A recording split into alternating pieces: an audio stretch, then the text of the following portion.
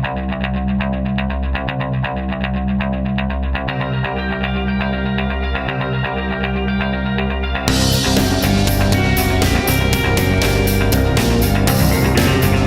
again, everybody, and welcome back to Panther Stadium.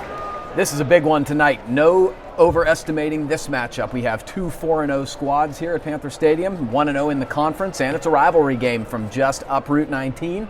I am Gavin Williams, the voice of the Panthers, and with me is my tremendous pleasure to introduce former Panther standout quarterback and Dartmouth quarterback, Mr. Alex Park. Alex, thank you for joining me tonight. I'm psyched to have you here. Thanks a lot, Gavin. It's great to be back. So, again, you don't want to get too crazy about a week 4 football game, but in terms of big games, this one is a really big one. You have teams that really haven't been tested much yet. There's been some matchups, and Peters had a pretty good game against South Fayette last week, but at the end of the day, the Panthers have really had 4 mercy rule type games, and this is the first major test for both football teams. Yeah, while it's still early in the season, Gavin, it definitely feels like whippy old playoff atmosphere right now. The weather's turned. It's about a brisk 55 degrees now at kickoff. And truthfully, we have two 4-0 teams that, like you said, have been untested. And, tonight we might have a little drama on the Upper St. Clair side, and hopefully we can, push through some of the illnesses and injuries that they've had throughout the week, and we'll see what happens. Well, let's get into that right now. So, unfortunately for the Panthers, and Alex has had the good fortune of being in practice this week, and I've talked to the coaches, and there's been a bout of illness that has hit the Panther squad, and probably in the most prominent position you can hit it at the quarterback spot. The incumbent starter in the last couple weeks, sophomore Julian Dallum, is under the weather. He is in uniform. He did take the warm-ups, but it would not be surprising to see the guy who got the bulk of the first-team reps this week, number 13, the freshman Ethan Hellman, behind center. Yeah, and traditionally you hear freshman quarterback playing at this level, and you begin to sweat. I know Coach Render worried when I was a junior, and he was beginning to sweat when I was starting there. But at practice yesterday, it was windy. The conditions weren't ideal, but he was really carving the ball through the wind. He was on time, and Coach Junko seems like he has a lot of confidence in Ethan. So if he does get the nod tonight, I think he'll step up to the challenge. He has some experience so far this season, and if Dallum is needed, it appears that he will be available. So we'll just have to wait and see, Gav. Yeah, I mean, it's an incredible plot line. It's not unprecedented. Anybody who's followed Upper St. Clair football knows that, you have to go no further than 1994 to see the last time that happened. A young Mac McCardle took over in the middle of a game at Trinity in a rainstorm, took the team down the field his first possession, and didn't come out for the next 4 years. So, it can be done, and Ethan Hellman, I've seen the kid play basketball for a long time. He is really mentally tough, but this is a big challenge, no question about that. Absolutely, and when you have these types of situations arise, you need to lean on your seniors, on the experienced players, and Upper St. Clair definitely has 2 perimeter players that have a ton of experience and have had a ton of production. Yeah, absolutely. So, and I wanted to get into 2 things you said there. First, and I'm going to let you talk about some of the skill positions, because the matchup of the skill positions for both these teams are going to be awesome. The second thing is the youth. The one thing the coaching staff stressed to me was they were hoping, particularly at the line of scrimmage, that the veteran nature of the Panther squad, the experience and maybe that little strength that comes with being a senior, would sort of win out today. Yeah, absolutely. And being at practice and able to see these kids operate, 2 kids that really stood out, and I think they stand out to a lot of colleges around the country, having a ton of offers, each of them. Number 4, Aiden Besselman. I remember being up here 2 years ago and seeing him make a ton of plays, opposite of Dave Pantelis, and now he's really blossomed into their go-to guy in the passing game. And then Jamal Brown, being on the field earlier and seeing him, he looked like he could play Saturdays, possibly Sundays. He's a great-looking kid. He looks like he's going to be able to do damage between the tackles, even outside. So if they can lean on those 2 and get the plays and make those big third downs, who knows? Yeah, and the other part of this game that's going to be really interesting is Peters Township is the first team they've played who's been a team that really likes to throw the ball vertically. They have 2 very good receivers. Shanafelt is excellent. He really hurt them last year in many different ways. He's number 5. And then, of course, their leading receiver, Brendan McCullough, who's a multi-sport guy. His dad was an excellent athlete, played at Kent, so he's number 25. And the quarterback, Chris Sabrone, number 12, has really put up some prolific numbers, had a big week last week, but they are not a one-dimensional attack. Richie Woods, who's been the starting tailback for the last couple years, has really put up some big numbers, ran for about 200 yards last last week. So the Panthers will have their hands full in terms of dealing with the skill positions of the Indians. And I wouldn't be surprised, Gavin, when you have two teams that are this well coached, you kind of got to go back to basics: blocking, tackling, good defense, and then a solid run game. I wouldn't be surprised if we kind of see some clock control between each team, with Richie Woods for Peters Township, Jamal Brown for Upper St. Clair. I know Aiden Kahn is also going to get some carries to spell Jamal Brown. But right now, I think we just had the coin toss, and I admittedly missed it. Yeah, I didn't see what they signaled anyway. The St. Clair captains are 34 Shea Moorhead, 7 Jamal Brown, 55 Mark Banbury, and 4 Aiden Besselman. And the other thing to talk about is the line of scrimmage has been an area so far this season where the Panthers have really flourished, led by big 55, Mark Banbury. Also 52, Zach Ehas has been excellent, and they've had Marcus Fennell, big number 75. They've really done a good job. And then the last thing I want to talk about is the kicking game. The Panthers special teams have been outstanding under Coach Junko. They have a fabulous kicker in junior Bennett Henderson, and their return game's been amazing so far. So maybe you see this game turn to the special teams. And you look back on some of the successful Upper St. Clair teams. You go back to guys like Jeremy Block, Dan Mulholland, Matt Kikta, who really kind of set the tone in those mid to early 2000s. And then most recently, when St. Clair went to the Whitfield Championship game, got to give a shout out to my two brothers, Ian and Austin Park, who were big on that offensive line. And if we can control the O-line, then we can win this game. So they went for the little short kick, and it was exactly what we talked about. Besselman and Brown are threatening back there, and so they went short. But if you're Panthers, I don't think you mind that. Maybe you don't get a big play, but the 34-yard line is not a bad place to start your first possession. And look who it is. Alex, you were dead on in terms of nice having a guy at practice this week, but here he is, the freshman. Ethan Hellman will get the first snap for the Panthers. So I'm assuming what we saw from Julian, we may see him some, but wow. So he's got some big shoes to fill here as the ninth grader, and unfortunately, we already appear to have a pre-snap penalty for the Panthers. And one thing, just looking at how Peters Township came out, talking to some of the coaches yesterday, they do run a very irregular defense. You can see it looks like they're almost in a cover 0 set right now. They have 5 defensive backs. Number 11, Justin Tornatore, he kind of plays that rover position. I don't know if anybody remembers Patrick Chung, but here comes JB. Oh, that's a really nice job coming up in the hole. And boy, that was a big hit. It looked like he had a big crease there at first, but that's really good run support. That's Ethan Wortman, number 4, and he came up like a shotgun from the safety spot, really limited it to a fairly short game. Yeah, and you have to wonder if Peters Township kind of pinned their ears back on that first play, seeing Ethan Hellman take the field first. And truthfully, to kind of stop that, they're going to have to throw the ball a little bit. So here comes Jamal. He cuts up the middle. Good run that time. Very nice. He cut off tackle a little bit. Got about 5. So it looks like the Panthers have 3rd and 3. And this is what the Panthers want to do. They want to have short distances on 3rd downs, and they've done a nice job of that so far this year. Absolutely. And the great thing about that run was it was a mid-zone, so it could go outside, but Jamal Brown saw the lane, stuck a foot in the ground, and went vertical, got what he could. So we got about 3rd and 2, 3rd and 3. This will be an interesting situation. It's the first sort of semi-pass situation. The Panthers have been going with the fullback so far. They have a good one in Shea Moorhead, number 34, who's sort of in kind of a sidecar / fullback spot. Jamal is now Jamal's sidecar right. This is the first 3rd down of the game. Hellman's going to back to throw. Short pass, got Besselman. Looks like that's a pretty easy first down for the Panthers. Good pitch and catch. Maybe that gives you a little confidence early, Alex? Absolutely, and that was probably actually a run play, Gavin, but the way that these run-pass options work is they have what's called open access. So on every run play, there's going to be a pass option, whether it be a hitch, a bubble route, and if these DBs for Peters are playing off, they're going to take it all day at 4 yards a clip.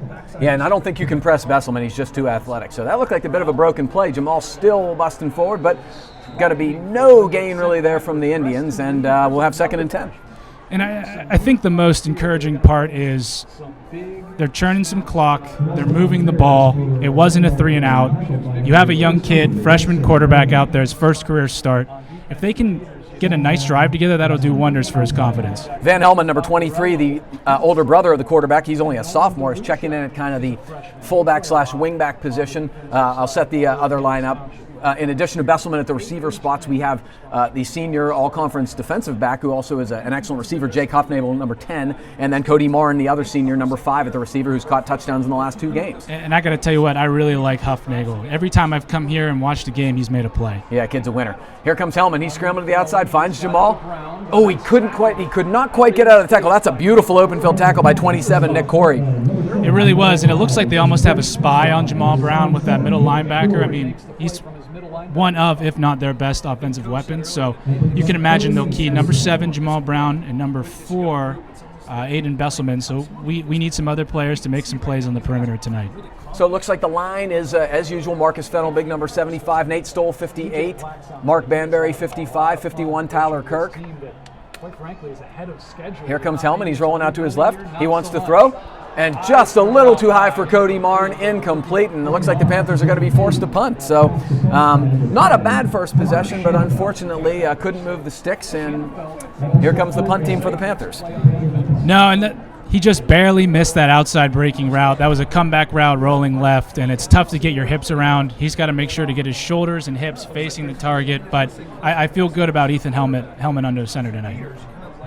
So we talked about this last game. I'm still not 100% sure who the punter is. We thought it might be Jacobo Echeverria, who's a freshman, but he's not on the roster either way, number 42. So it's punted. A nice play by McCullough, catches it, makes 2 guys missed, but nice coverage by the Panthers. Really good stuff from a whole horde of guys. Stayed in their lanes, brought him down. I think Huffnagel was the guy who made the tackle along with number 40, Peter Engel. So after the first drive, we got 8:47 left to play. The Panthers have punted the ball away, and now we will see the Indians on their first possession, Alex. Yeah, and I'm curious to see, what their game plan is on offense. I know their quarterback's a first-year starter, so anytime you come into a game like this, he's a freshman. You have to really rely on your run game, but people step up, and I think he has a chance to make some plays out here tonight. So here we go. They both teams sort of run similar formations. If it's anything like Peters has done the last couple of years, they do a lot of spread stuff. He fakes to Richie Woods. He's going to go deep first play. He's got the wheel route. Man's open. Great pattern. Beautiful throw by Sabrone. And I'm trying to see who that is. He came out of the backfield. He was the guy to the left of him. And that was... Looks like 14. Yeah, Reston Lehman, the freshman. That's beautiful stuff. And a great call from Peters. Gets about a 20-some yard gain on the first play from scrimmage. And a really nice throw by Sabrone. He didn't lead him into the safety that was coming over top. He put it right on his body. Nice, easy catch. So they're going to be in the hurry up. Again, you're going to see a lot of the same stuff. They come to the line fast. Whether they snap it or not is sort of beside the point. You can't sub. A little bit of a bobble. Here comes Richie Woods. Banbury in the backfield. Good cut. Nice job. Huffnagel up from the safety position. Really nice. Aiden Kahn also in there to help along with number 58, who is... Oh, that's Big Nate Stoll. I apologize to the sophomore. So I don't see Marco Carone there, who is the usual starter on both sides of the ball, number 78. I wonder if he's one of the people who are sick, because he's started all of the other games on both sides of the ball. All right, so 2nd and 10. That was much better for the Panthers. Here comes Woods again up the middle. Ivory Travers, number 11, does a nice job filling in run support. He's a fiery guy, a senior, and he did a nice job limiting to a short game. Yeah, you're definitely right about that. He's very hard on himself in practice. Yesterday, he had a mental error, and he didn't let it get to him to where it affected his play, but you could definitely tell that he holds himself to a high standard. Yeah, this team is very senior-laden, especially on the defensive side of the ball, and a lot of coaches like to say the worst thing about underclassmen is they aren't seniors. When you have a lot of seniors, you expect very few mental mistakes, and I love coaching seniors. They take very little instruction, so it's I'm sure very comforting for Coach Junko and the defensive staff. Yeah, one matchup to look here on 3rd down, Gav. It looks like Upper St. Clair's manned up, and Jamal Brown appears to be covering Richie Woods. Sabrone's going, and he gets popped, and that is Jamal Brown. Great run support tackle from Brown. It's going to be about a 4-yard gain, but it's going to be about 4th and 5. My guess is this will probably be a punt as well. Yeah, and it's going to be a battle of field position, especially, if Peters Township's able to cross the 50, punt, pin Upper St. Clair back in their own territory, it's going to make life harder for the offense. So it looks like Peters Township's going for it, though. I give them a lot of credit. You know me and punting on the opposite side of the 50. I don't love to do it at all, but they could be trying to draw them off sides too. You never really know. I wouldn't be surprised if we get a pooch kit here. Coach Render already called it. Yep. And he does a really, and they rough the punter. Sophomore Nate Stoll has run into the punter. Unfortunately, that's going to be a first down for the Indians. That's the type of mistake you don't want to have in that situation. It was sort of an odd play because he was, I'm sure the thought was maybe he was a ball carrier or something. He turned out he was punting, and it ends. Oh, actually. Oh, so it was a hold. And it looks like Sabrone was limping a little bit, Gavin, after he got run into. So that's something to keep an eye on going into the end of the game. Well, I apologize to Nate Stoll. I thought it was going to be running into the punter. It's always difficult for me when you are doing those sort of things with the quarterback, kind of how that's officiated. But it was a hold, probably on Stoll getting through the middle, and Panthers will get the ball here. And truthfully, as offenses and game plans get more exotic, the rules will have to obviously adapt to that. I truthfully don't know the rule about running into a kicker who's a quarterback when he could technically be a passer. So that's something for our halftime chat with Coach Render. Well, we shouldn't go too long without introducing our special guests that are next to us here. We have the Whipple's all-time winningest football coach with us, and two-time state championship football coach, Coach Jim Render, with us, who needs no introduction around these parts. We also have a three-time Super Bowl champion with us, Coach John Banaszak, the former coach of our W&J squad. And so it's pretty nice to have this much football knowledge by us in case I slip up. we may just give the microphone to them at some point here in case you all get tired of me. For a basketball guy, you're doing well with it. Thanks, Coach. I appreciate that backhanded compliment. So we've seen two possessions here, Alex, from one from each team. Is there anything you can sort of glean from what we've seen so far? Well, I think Peters Township is really daring Upper St. Clair to go vertical. They didn't have a high safety on the last possession, and from some things that I saw yesterday, I think Coach Junko was anticipating that. I think Jamal Brown has done a good job of getting vertical, running the ball, getting what he can, but at some point Upper St. Clair is going to have those defensive backs backpedal. They were kind of patting their feet and then making a play, whether it be on the free access to Besselman earlier or just playing the run. The good news about that, Alex, is this is not the first time. In the Baldwin game, it was about 7-7 after the first quarter. Baldwin was really selling out, putting guys creeping up closer and closer to the line of scrimmage, and I think Coach finally decided, we're going to have to go vertical, we're going to have to take advantage of our matchups, and they really did with Besselman, and he got down the field and made a lot of plays.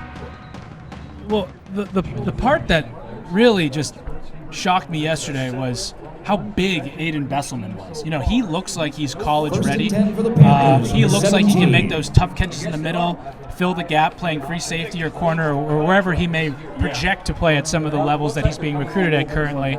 I know my alma mater is very high on him. I don't know if I'm allowed to say that for tampering purposes, but we see a little Wildcat. Yeah, they faked the end around to Bess. Unfortunately, there's a flag down. I don't know if there was some sort of motion there, but I liked the call. There was some great misdirection. They followed Bess out, and Jamal hit the hole, got about 9. Yeah, it looks like it's on St. Clair. You were talking about Besselman. You really, in terms of if you're looking for, just sort of the way kids project.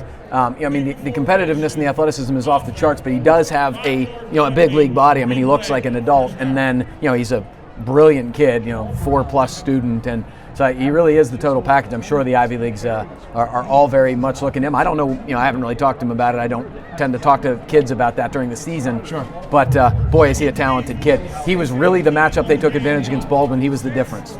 Well, now we have our first stressful situation, Gav. We have 1st and 15 from, it looks like, St. Clair's own 10 or 11. And they're still in Wildcat. So it's the same play, exact same play, this time not quite working as well. And that's going to be a big loss, actually. So that's going to be probably about a 6-yard loss. So the Panthers are heading in the wrong direction so far on this drive, Alex. And one key thing here, 2nd and forever may not be the most manageable thing, but you have to play the full game. If Upper St. Clair isn't able to convert this first down on the next 2 plays, you still need positive yardage to get some room for the punter. You still need to stay on track. So right now, Upper St. Clair doesn't need 20 yards. They need 7. It was interesting. They even went big on that set. They had 2 fullbacks in the game. Hunter Schreck, the other senior, came back into the game, but didn't work after the penalty. So here we go. Here's Hellman rolling left. Oh, they fake it, and he runs out of time, no time, and that is going to be a sack by Peters. 14 again, Reston Lehman, the freshman, very impressive freshman sacking freshman, and now we're sort of in the trouble area that you talked about, 3rd and 24 from your own 4. Right, I wouldn't be surprised to see a conservative run play right now. You don't want to make a bad play worse. It's tough being out of the shotgun so deep into your own territory. You don't want an errant snap. You don't want a drop snap. And truthfully, Hellman just needs to take care of the ball here. If I were calling plays, I'd be giving it to number 7.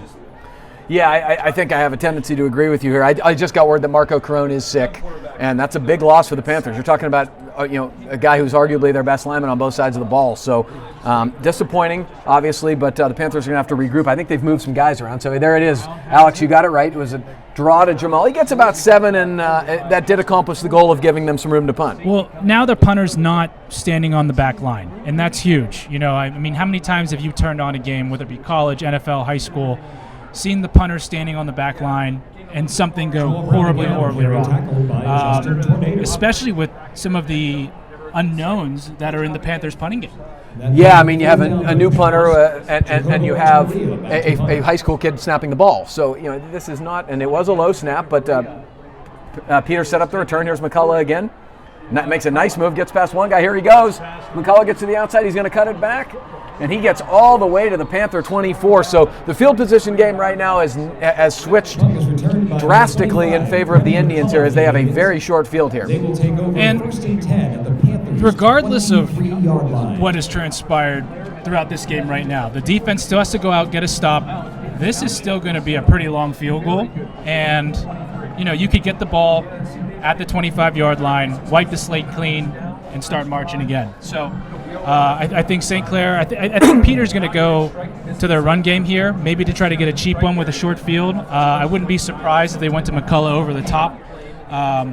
Let's just keep an eye out. And I know that Besselman and Huffnagel are really going to be trying to lock down on the outside. Yeah, I mean, the Panthers have some really good corners, but they're going to be tested hard tonight. These are very good skill position players from the Indians, as we mentioned. Lot 5 wide. They fake it to Shanafelt. Here they go. It's caught. It's a nice slant play. Lagoni made a nice tackle, came up and hit him, but that's for Ethan Wortman, and he's going to get to inside the 10 for a first down for the Indians. Yeah, and Peters tried a little trickery there. They went a fake tunnel screen, and usually that outside receiver blocks down and it's thrown to the shorter receiver, but at that time he kind of faked, went vertical, and it was a nice, they call it the honey hole, right between the safety and the corner. Yeah, I mean, Coach Plack's just done such a fabulous job in his time at Peters, really sort of transforming the program, and you see a lot of misdirection, very interesting stuff. So we got 1st and goal here from just inside the 10. This is Richie Woods up the middle, not much there. Great stuff filling in the hole. That is the sophomore Nate Stoll again. Really nice job at the point of attack. And I think Peters got away with one there, Gavin. It looked like their left tackle moved a smidge early, so it's only game 5 for the refs too, right? My man Billy Beaner's the head of the crew. He's one of my favorite guys from basketball circles, so I got to give him a shout. 2nd and goal from the 9 here. It's Woods again. He's going off tackle. He's got a lot of room. Now he runs out. Good job in run support. I believe that's Besselman, number 4, coming up and filling the hole and limiting him to about a 3 or 4 yard gain. And so you have to wonder now, 3rd down, Richie Woods again, 5 in goal. So Peters cannot get a first down. But based upon what they saw from the last drive where St. Clair was backed up, this could be 4 down territory for him. Do they feel comfortable backing up a freshman quarterback and having him work from his own 2? Time will tell. Yeah, and I have no idea what Peters' kicking game's like. I know St. Clair's got a great one, but who knows? But first, you got to get a stop first. You got to watch the QB draw here, Gav. He's going to throw on the slant. No, and it was behind him. Huffnagel had really good coverage anyway, but the pass was behind him, and now we got a 4th down situation. The coach is way out on the field. I don't know if he expected an interference call, but the pass was not on the money anyway. And those short, quick routes on the goal line are tough because a lot of those defenders are just standing on the goal line. They're playing the line. It's like in basketball, using the baseline as the third defender.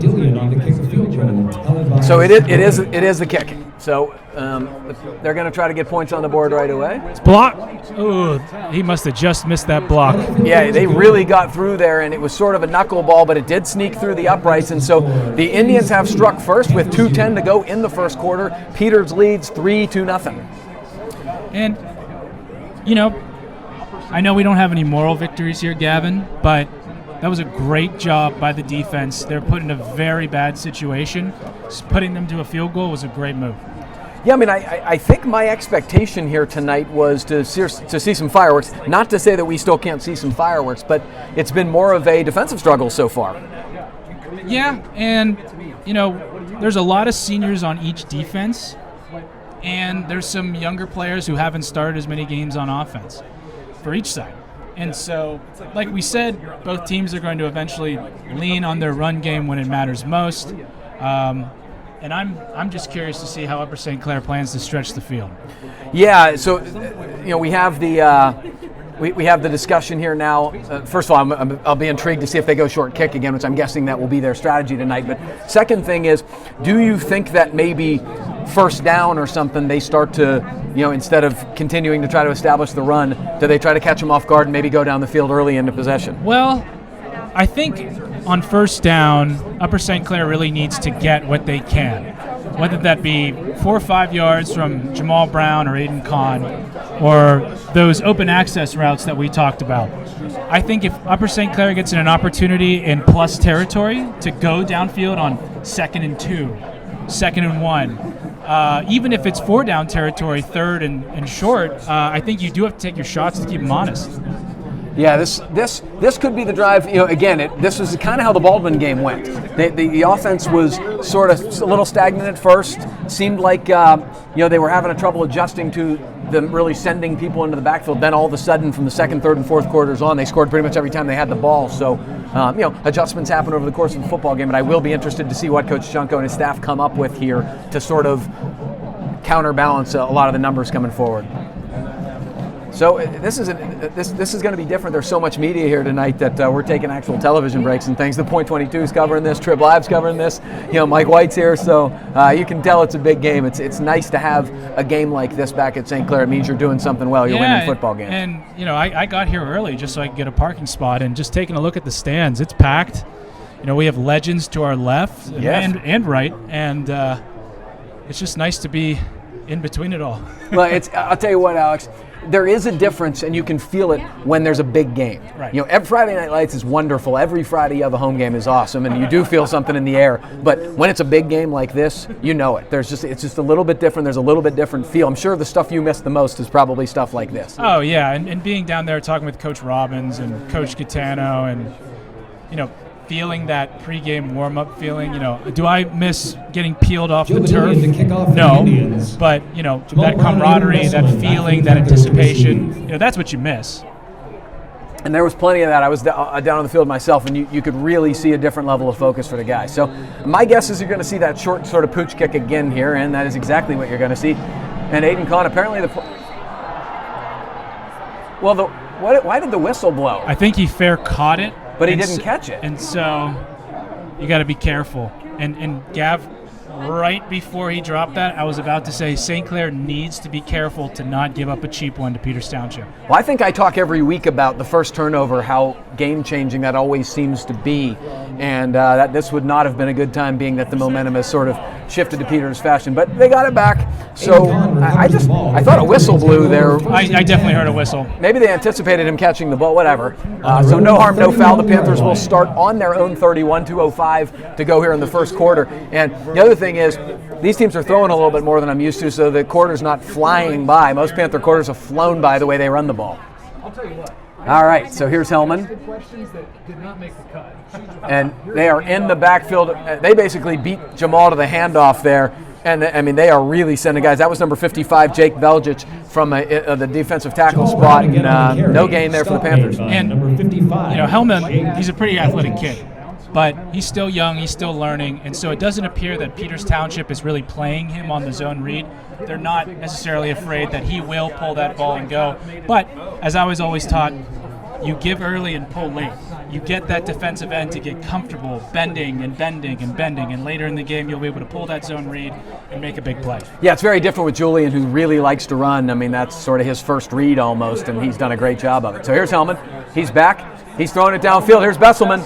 Oh, man, that was a great throw, and Bess usually brings that one in. It was into double coverage, but frankly, he had two hands on it, and I thought he should have had it. And before the snap of the ball, Gavin, that safety was way down in the box, and Besselman really split him. I know that the DB did a great job to turn around and kind of recover, but that was one of those skinny, deep glance routes that I saw yesterday that they were really repping, and I'm looking at the flags now. There's no wind, so I don't think that's the last time we'll see something like that. No, that was a beautiful throw by the freshman Hellman, and Bess is going to catch that 9 out of 10 times. I have a feeling we will see that again. You can see here now, it looks like 17's way up in the box. They're not bracketing him. He's going deep this time. Boy, that is a lot. That's got to be interference, right? Yeah. All right. I mean, big call. He basically had Huffnagel around the shoulder pads pretty much the entire route. You could argue it wasn't catchable, but I don't even think you can make that argument because he was holding him for about a 5-yard span. Right. One thing that I hope Coach Junko's seeing, there aren't any flat defenders because Peters Township's playing 5 down, and those outside linebackers are really up against the line of scrimmage. I know that they repped a bunch of comebacks outs yesterday, so as the game goes on and they start to see those tendencies, those are stealing. And that's 10, 12, 15 yards a clip. And with guys with speed like Besselman and Huffnagel on the outside, that can turn from a 15-yard gain to an 85-yard gain. Yeah, when you have the speed and the size on the flanks that you have in Huffnagel, Huffnagel, Martin, and Besselman are also big kids. These are matchups that they're going to win a lot of the time. So it looks like they have adjusted a little bit, want to go vertical. Here's Jamal again, and they are just really shooting guys into the backfield because these aren't guys with lineman numbers. That was Vicarello again coming from either an outside linebacker or a safety spot, and he was in the backfield almost at the handoff. And you do see, even on runs like that, the talent of Jamal Brown to get back to the line of scrimmage. He didn't have a ton of help on that play. No, he's really doing a nice job making that first guy miss, but it is. I mean, it's easy for me to say, somebody who thinks football's like a video game, that why don't we just chuck it deep every time? Well, that's not really the way the game actually works. So, but it is going to be interesting to see that. They've thrown vertically twice here. Now we've got 2nd and 9. And top of the field, there's a lot of open access, so hopefully that they see that. Oh, and Jamal almost lost the ball, but he made a great first cut, put his foot in the ground and got up and got about 5. And now, Gavin, we're on the 50-yard line. We have 3rd and manageable. I wouldn't be surprised to see something vertical here. Take a shot when Peters may be loading the box. So we got 15 seconds left here in the first quarter. I'm not totally sure they're going to try to run a play before the quarter ends, but they are lined up to do so. Oh, that looks like offsides right there, and I think they got him to jump with the hard count. 74 Paris Fischel jumped offsides. That's a big play for the Panthers. That's a gift first down. Absolutely, and maybe now. I keep calling for the shots that are going to go downfield, but anytime you have a turnover or a big play, you really want to take advantage of a disheveled defense.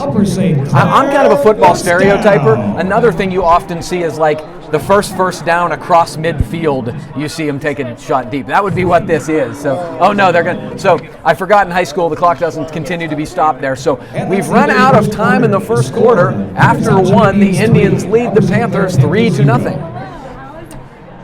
All right, Alex, so what are your overreaching thoughts here after the first quarter? Obviously, it hasn't been a whole lot of fireworks or anything. What can you sort of tell from what we've seen after 12 minutes? Well, I think we were both correct on, the crutch. I don't want to call them crutches per se, but what Peters Township and Upper St. Clair are comfortable with, running the ball downhill and trying to get in 2nd and manageable, 3rd and manageable. However, Ethan Hellman is not afraid. We saw on back-to-back plays, he went 25, 30 yards downfield, and they weren't wide open. They weren't one-on-one. Those were contested balls.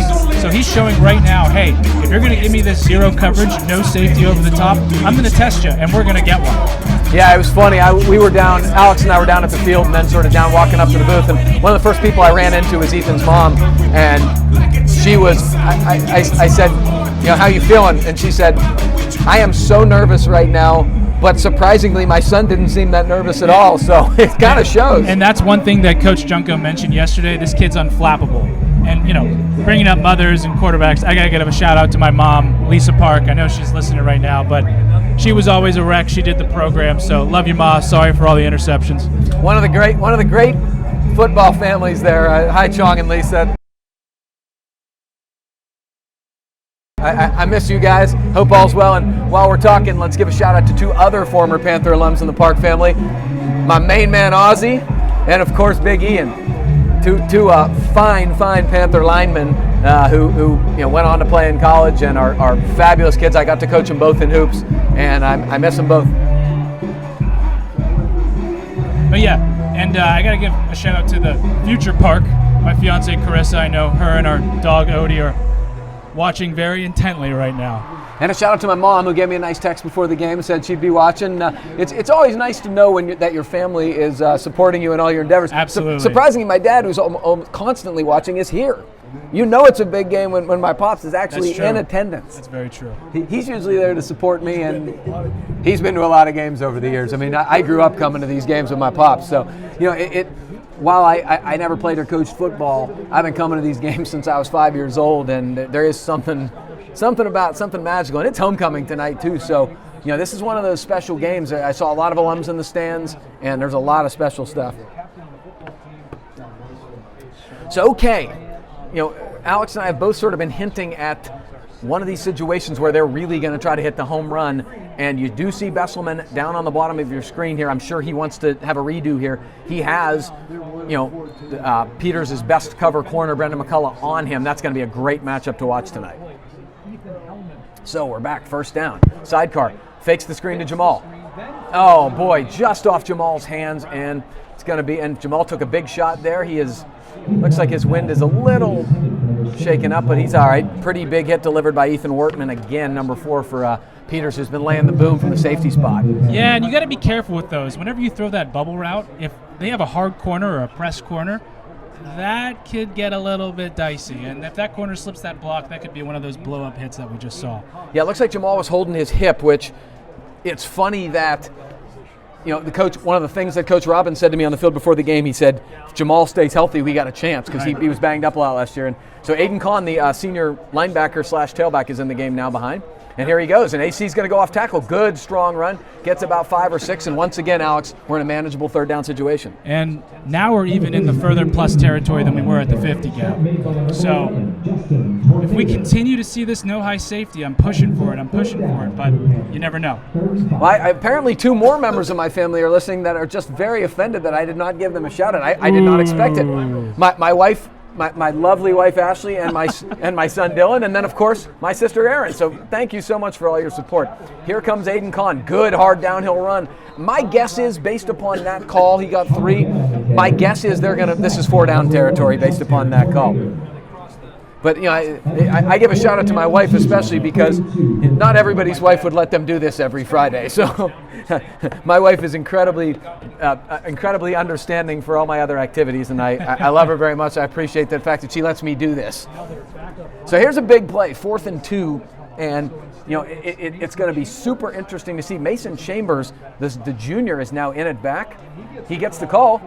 Oh, great good run. He skips over tackle. Chambers gets downfield. Nice job getting through that one tackle, getting upfield. That's about a 15-yard gain, first down Panthers. And he was one of those players who I didn't know before yesterday. And you step onto the field, and he has tree trunks for legs. He looks like a big, strong back. And that was shown there. He broke a big-time tackle on 4th down and 2. I didn't know anything about him. Then I watched the scrimmage, and he was hammering people. I went down and asked Coach Robbins. I said, "Who is that kid?" He said, "Yeah, he got a chance. He's only a junior too."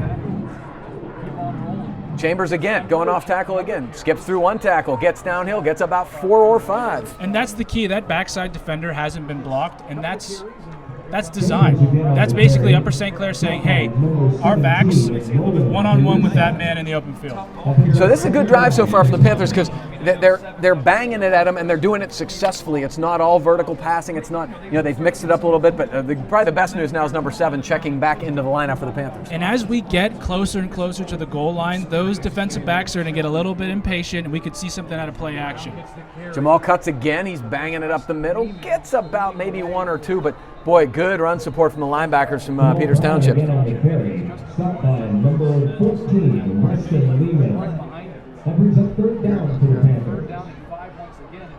Kevin, they're getting into those third down and mediums now on this drive. So again, I wonder if it's going to be sort of a similar situation where they're thinking 4 down territory, or because you're now in Bennett Henderson range, that changes the philosophy here. Well, that is a nice safety net. Obviously, you want to count by 6s and 7s and not necessarily by 3s, but that's definitely good to have. So it's going to be now he fakes the out to Cody Martin. He's buying time. He's got a lot of room. Here he goes. Ethan Hellman's going to run. He gets to the outside. He gets to the 5, and beautiful stuff. So first of all, Besselman, great job blocking downfield. But second of all, and I wanted to mention this, Ethan Hellman is a fabulous athlete. He may not be Julian Dallum running the ball, but this kid is really athletic. He is elusive, and he can run it too. And truthfully, that was a great scramble. That was a quick hitting route. They were trying to hit Cody Martin in the left flat. The outside linebacker kind of floated underneath it, and he made a play. Yeah, great read. So first and goal from the 8. Here comes Jamal again. Can he sneak by? He will. Right behind big Marcus Fennell. Gets down to about the 4 for a gain of 4. Good spin, good hard run from Jamal. Alex, it's one of those things where we talk about, anybody can get those big gashing yards where you're breaking 4 and 5. We're seeing some things from Jamal tonight getting the tough yards. Well, and that wears down the defense. It gets tiresome tackling a big, strong kid who just doesn't quit. Yeah, I got to give Tyler Kirk, number 51, credit. He's sort of filling in a tackle. He's usually an interior guy, but with the loss of Marco Carone due to illness, the senior's doing a really nice job so far at the right tackle spot, number 51. Gav, I wouldn't be surprised if we saw a little cheese here right now. A cheese is a little high-low route where you want that back defender to bite on the underneath route, and you hit a corner route in the back of the end zone. Boy, that play could have broken. Unfortunately, they sort of broke in, and it was one guy kind of breaking through the line, and Muscatello, number 60, the sophomore, got him down, and unfortunately, we lost some yardage there. This is going to be a little bit tougher. Instead of second and goal from the 5, we got third and goal from maybe the 8 or 9. So what do you think we see here, Alex? Well, Peters hasn't really, it looks like there's a little bit of miscommunication in the defensive backfield. Hellman firing. Back shoulder fade, love it. Oh no, they got offensive pass interference. Unfortunately, it looks like he extended a little bit, and Besselman's going to be really frustrated. I couldn't tell whether there was a push there or whether the defensive back fell, but the flag was thrown. Oh, that's tough. That was tough because it was so well executed. Hellman did a great job of throwing that on the outside shoulder on a line, giving his player a chance to catch the ball. It just, sometimes you get a little handsy near the goal line and you get called. That's a really tough call. That's not something you see called very often on the one-on-one, particularly on the back shoulder phase. You're trying to turn off him. You do want to make contact, but boy, that's a tough break for the Panthers, because now not only do you not get the touchdown, but you get a huge loss, and now you have third and goal from the 24, and now you're probably thinking, how can we get a chunk here and put our kicker in better position? Absolutely. So you don't need it all. You just need to make it more manageable. And truthfully, let's say they get 15 yards and they want to go for it, they have an opportunity to. Yeah, absolutely. So who knows? I mean, Bennett can make a field goal from here too, so if they want to go deep and try to get it all, now it's going to be a quarterback sneak. Here comes Hellman. He does have some room. Jamal makes a nice block. Oh boy, he just got tripped up. He almost got to the end zone. Really nice tackle by 17, Nolan DeLucia, the freshman, or Hellman may have scored. And I love that call. Everyone in the stadium, everyone in this room was anticipating the ball going to 7 or 4. That those Peters Township outside edge rushers were really going upfield. Great call by Coach Junko. So, the important thing to watch here, snap and hold and blocking, because, Bennett's a great kicker, but there's a lot that's got to go well. This is Ty Lagoni, is the holder of the senior. Good snap. Kick is up. Kick is good. Great operation. Yeah, perfect from everything. Lagoni did a nice job getting it down. The snap was perfect. And the Panthers have evened the score at 3 with 6:55 to go in the first half. All right, so momentum has shifted a little bit back to the Panthers. I'm sure they were a bit disappointed to not get the 6 points due to the penalty, but it has shifted back. And this will be the first time we've seen the kickoff game from the Panthers. And this has always been something that's been a strength of Coach Junko teams, kick coverage, but it helps when you have a kicker who kicks it deep and often kicks it in the end zone like 99 does. Absolutely, and any time that you can prevent the other team from returning it, that's one time that they can't score. So I got to give a shout out to a future Upper St. Clair star, maybe quarterback here, his name's Jackson Tarquinio. I know he's watching right now, so Jackson, good luck. and hope you're enjoying the game. I love it. I love when we get the community involved as well. I got a bunch of guys from my generation who are actually here tonight for homecoming.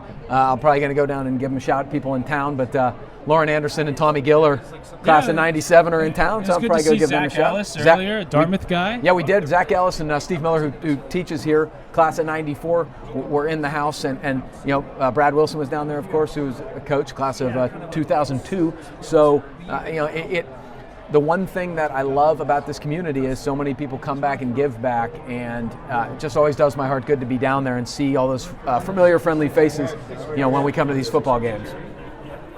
So, all right, Alex, there's been a couple adjustments sort of both ways. What do you think the adjustment is for Peters Township on offense? Because their offense has been, it seems like they've hit like a big play on the first play of both possessions and then sort of been stagnant. It's kind of been like a trick play and then nothing. Well, we haven't seen a ton of Richie Woods yet. And so you'd probably think they're getting into that 6-minute range where you don't want to give Upper St. Clair a chance to go down and score. You do want to eat some clock. So I wouldn't be surprised if they try to get him going. But if you get behind the sticks, it's tough to feed your horse. Yeah, I mean, the Panthers, when Peters have thrown, it's been mostly sort of play action misdirection, so the Panthers haven't had a lot of pressure on the quarterback yet, but they've done a pretty nice job clogging up the middle on the interior runs. Banbury 55 and Ehos 52, Stoll 58, really tough on the defensive line. I know they missed Carone, but those three guys have done a really stout job so far at the point of attack. So this is one of the things I really enjoy as somebody who marvels at the way some of these kids kick the ball. Bennett just has such an amazing leg for a young kid. I mean, even as a sophomore last year, he was kicking touchbacks. He's such a hard worker. He's one of those kids that you could very easily see kicking at the next level as his leg continues to progress. Oh, and you're such a big soccer fan, too. So this is probably, you get your fix on Friday nights when you can't watch whatever random German league you're watching. I love soccer, but that's on in the morning, so it doesn't really interfere with anything. So here comes Bennett. Good, strong kick to the corner. Very nice directionally and touch back. So very smart, actually. He saw probably the guys in. He wants to kick it directionally anyway. Good, strong, hard kick and another touchback for Bennett Henderson. Maybe a little nervous heading towards that sideline, but it worked out just fine. Yeah, I would have had to go hard left, but you're right. Anytime it hits the ground, anything can happen with a football. It's like my golf swing. Yeah, it does look like mine too these days. So, okay, the Indians will start at the 20, which is, you got to be happy with that for the Panthers. I don't think I've set the Panther defense yet, so let's do that. I just talked about Stoll, Banbury, and Ehos at the line of scrimmage. Linebackers are Moorhead 34, Brown 7, Travers 11, Kahn 33, and Lagoni 43. Besselman number 4 in the defensive backfield, along with Tim Spears 17 and 10 Huffnagel. This is Woods again, not much room, but he bounces off, looking to go anywhere. Lagoni's up and Travers up, Brown up, and everybody finishes them off. And Banbury, of course, in with bad intentions, but I think it's going to be about a gain of 1 when it's all said and done. And that's what that Upper St. Clair has to do. When you have a runner like Richie Woods, you need to gang tackle. You can't depend on one-on-one tackling. Too much can go wrong. Too much can happen. Great job by the Panthers swarming the ball. Once again, I think the point of attack's been it's been a good, a real pleasant surprise compared to last year from the Panthers all season, but especially tonight. This is Sabrone. He's back to throw. He's got a little time. Now he runs out of time. Now he throws it. He's got Woods. Ooh, good hard run support tackle, but that's going to be a first down. Lagoni laid the wood, but not before they got a gain of 10 for a first down. And that's always tough. They did a little play action, and in the back just truthfully got lost. A lot of times when that occurs, he's not accounted for in the coverage, and it looked like St. Clair was manned up just based upon how everyone was moving, and so if you lose the back and he slips out, there's no one to account for him. Yeah, it helps to have a mobile quarterback, obviously. It's just hard for these big linemen to bring a guy down who can move like Sabrone can, and he did a nice job there. So, 1st and 10 for the Indians. This is Woods again. He's going off tackle this time. Stoll's chasing. Aiden Kahn does a nice job at the point of attack, and going to be about a gain of 2. But again, there's not been much in terms of the pure run plays for the Indians so far. And every time that Peters Township has tried to go north and south, the Upper St. Clair front 7 has forced him east and west. It's such a long way to cover, especially with the hash marks in the high school game. Great job by the Panthers defense. And that's when you have 8 seniors. Nate Stoll's really the only guy in the front right now who's an underclassman. So that's tough to deal with. You got mature, strong, tough kids. So they're stopping something. I don't know if it's a play clock issue.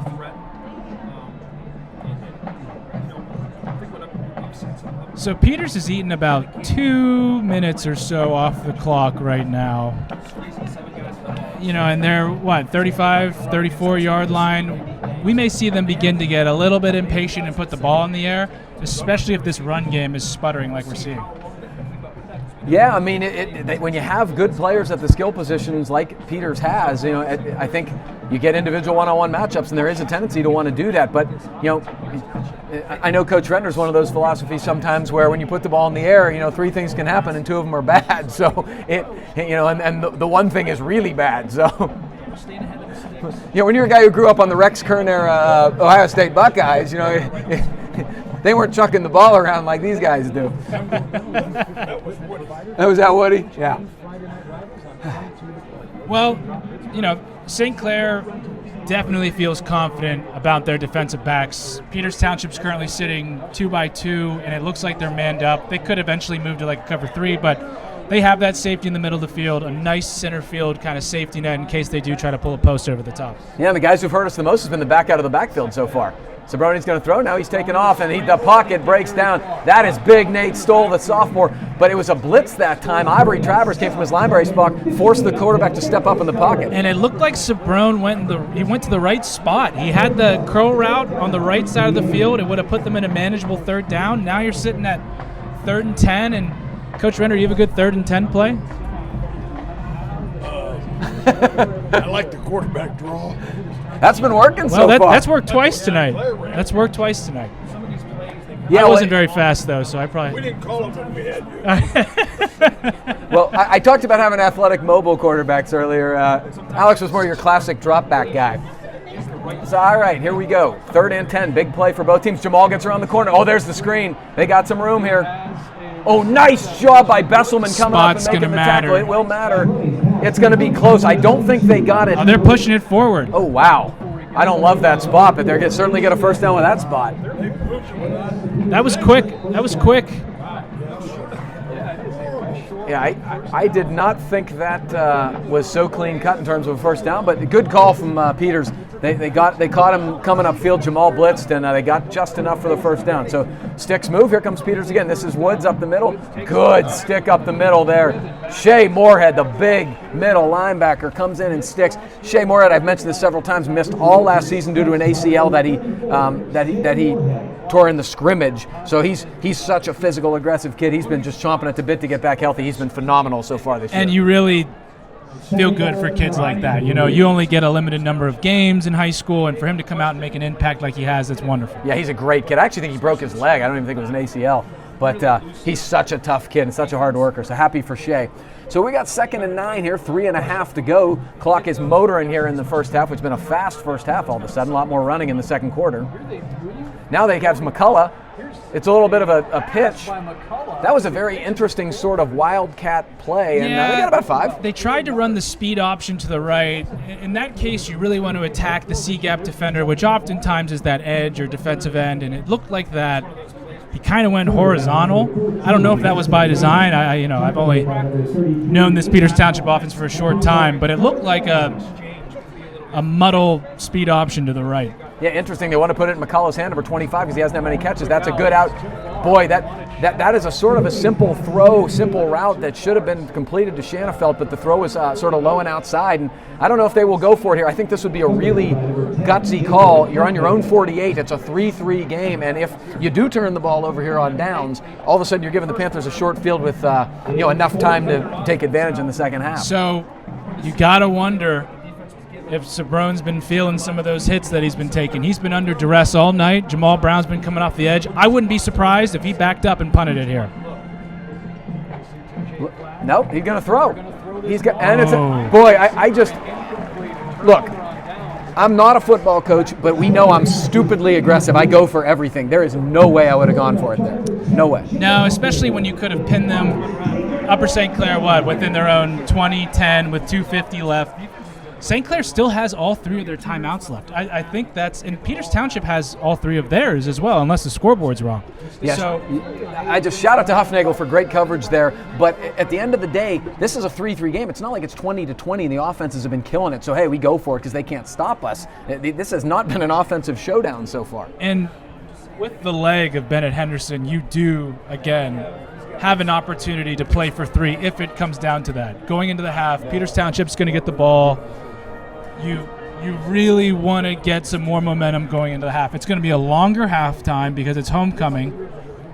So shout out to all the kids who are going to that dance. Is that tomorrow? Homecoming is tomorrow. Okay. But yeah, you really want to have some nice momentum going into the half. A sustained drive, take care of the ball, work those sidelines, and hopefully get 6. And shout out to my guy Owen Mandler, who's on homecoming court.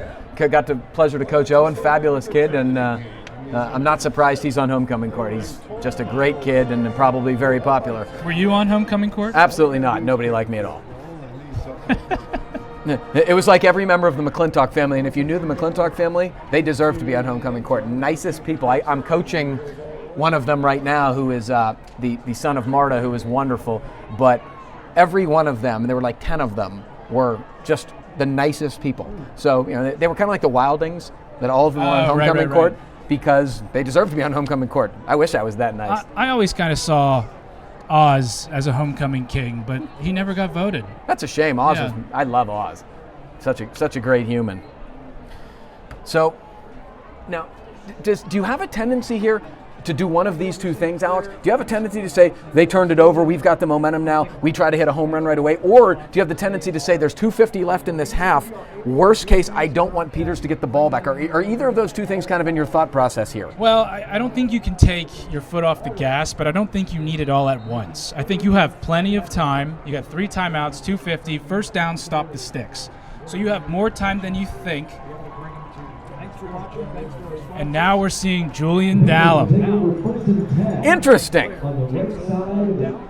So I'm glad to see Jules is healthy. This gives you a really different dimension in terms of his ability to run the football. Snaps of the night as he gets the call.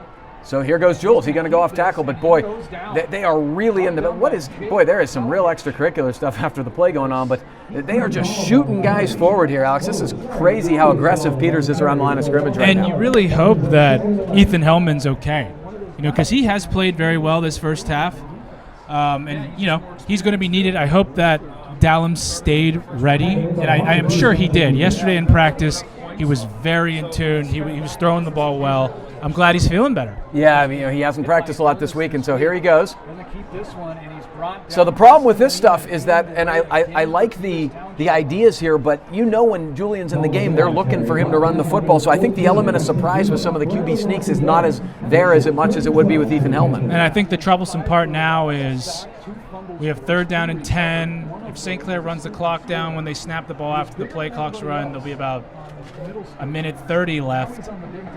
If we have an incomplete pass, is there an opportunity for Peters to get the ball back with 3 timeouts? No question there is.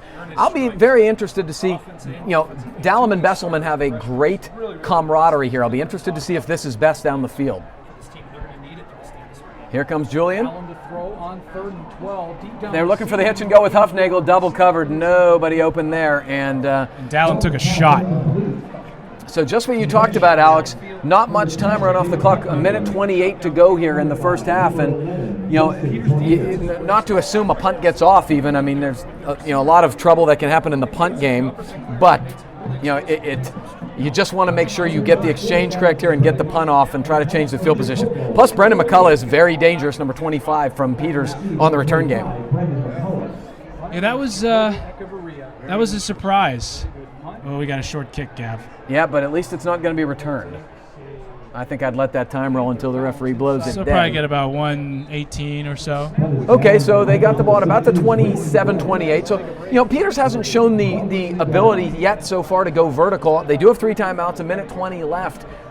It'll be interesting to see how aggressive they are in terms of their strategy here. And Upper St. Clair can't play too soft in their coverage. You can't allow Peters Township to march down the field methodically, getting 7, 8, 9 yards a clip, throwing the ball to the sideline. They have 3 timeouts and 1:18 left. I think this is manageable to get a field goal. So also shout out to my nephews who are apparently watching. Cam, guess what, buddy? I broadcast sometimes. That is why you're hearing my voice on the television. So Cameron and Casey, much love. Thanks for supporting me. I hope when you guys are older, you'll still want to listen to me in this format. I'm guessing they probably will not. So if you're the Panthers, on the other hand, you have 3 timeouts. Say you get a loss or something on first down, or an incompletion. Do you then think about, if Peters is getting the ball in the field of play, do you start to think about calling timeouts? And I think it's going to be down by down, Gav. It's you got a 25-second play clock, and if you're able to get a substantial loss on first down, you call a timeout, second down timeout, third down timeout, and then you work the sidelines, try to get first downs when you get the ball back. Especially because if that were to occur, you're going to be working with maybe 60, 70 yards of field. That we've seen some chunk plays today. Maybe a quick screen, something like a stutter and go, something to get a big chunk to put them in position to score. This is why I wouldn't want to be a football coach, because as a basketball coach, your mistakes are not as obvious. You'll see them out there, and they come across in film very easily. When you're a football coach, your mistakes are obvious to Joe Q public out there, and you get second guessed very easily. Well, I think that's faded a little with how fast the offenses moved today. When Coach, we huddled, and it was. You were very fixed in on what the play was. There was time between. The defense could adjust with substitutions. So many teams play so fast now, it's almost like a basketball game. Interesting. I like that point. So here we go. First down. Ligoni's blitzing. Oh my! So Shanafelt on the wide receiver screen. They get about 5, but that was so interesting because Ivory Travers jumped right. Oh, and Huffnagel's going to get a 15-yard penalty. So that's unfortunate because those two have been battling sort of at the end of plays for about the last 4 or 5 plays, but they always get the second guy, and unfortunately Huff's going to get 15 yards here. So that's a big play here just because it changes the field position a lot. And he's got to keep his head in his game because that Shanafelt is now going to try to bait him. He's going to try to get in his head. And truthfully, Huffnagel is a phenomenal corner. He has a ton of experience. So he needs to be one of those senior leaders and remain calm, even in a situation like this. Yeah, these rivalry games are so hard because these kids are young and they're emotional. But you're right. You have to try to stay within yourself and not make big mistakes here, because now all of a sudden at the 48, this is a totally different drive. Sabroni's back to throw. Stolen. Oh my! Ivory almost stole that ball. Great. I'll tell you what, I am really impressed with Nate Stoll, number 58 right now. The sophomore has been in the backfield almost every passing down. He's really given them problems. And when I talked to Coach Catano earlier this week, he mentioned Nate Stoll by name. And he, despite being young, has really stepped up and filled a role for this team, and it's showing tonight. And, Ivory Travers has been everywhere tonight. He's really intense. You knew he'd play big in a rivalry game. So they're rolling left. It's Sabroni rolling left. Boy, Zach Ehos, number 52, who's very athletic. He's a baseball player for a big kid, was all over Richie Woods there. He diagnosed that beautifully. And Sabroni wanted that ball out of his hands. I think he could feel Jamal Brown bearing down on him. He kind of lost control of his mechanics. He's played well tonight, but you got to wonder, after getting hit and hit and hit, it starts to weigh on you. Yeah, you would know. I mean, it has to be disconcerting to take a lot of shots like that. And a key, Gavin, that stopped the clock. It did, you're right. So, all right, 3rd and 10. Big play here for both teams. Sabroni looks like he's going downfield, and he is. It's going to be a deep post, but the ball's thrown to the outside. It's Huff. Huff's got it. It's intercepted, and so we got about 54 seconds left.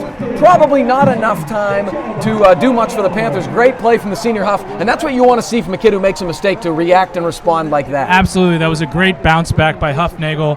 Kind of a curious call to go that deep when you had 3rd down and relatively manageable. And at that point, you're playing for a field goal. You still have 3 timeouts left. Now Upper St. Clair, let's see who they trot out at quarterback. Let's see if they go to the air. They try the QB draw. Maybe they try something gimmicky. I don't know. Would you at least take one shot here? Not yet. I think if you get to the 50 or maybe even the minus 40, you can try something. And I would probably put it towards the sideline just so that's a safer throw. But, being on your own 22, I don't think we're in a position to do so yet. And it looks like Julian Dallum's trotting out again. Very interesting. He must be feeling okay, which is good. And I think the first down play will be interesting here to see what the tact is. It's going to be another QB draw. He'll take it himself. He can't quite get by the second guy, but he does get a gain of about 3. But it looks like the Panthers are satisfied with taking this into halftime at 3-3. They are still in their hurry up, but that's sort of their default. We don't see quite the hurry up. It just looks like they're huddling. I don't know if they're just So it doesn't appear that the Panthers are really looking to attack or anything here. second series out there. And boy, Alex, I'll tell you what, if you'd have told me before this game that the halftime score would be 3-3, I'd have laughed at you. With all the talent that both these teams have on the offensive side of the ball. So Yeah, kudos to the defenses. The fronts have really played well. They haven't allowed any big plays in the run game. All Brown. And it looks like that's going to be the half. So, wow, you're right. It really has been impressive on the line of scrimmage. Both defensive lines have controlled the line of scrimmage, and no big plays by anybody yet. And so, as we head into halftime here on Homecoming, the score so far, the Panthers of Upper St. Clair 3 and the Peters Township Indians 3. We will see you for the second half. Good evening, ladies and gentlemen. Please welcome to the field the Peters Township High School Marching Band.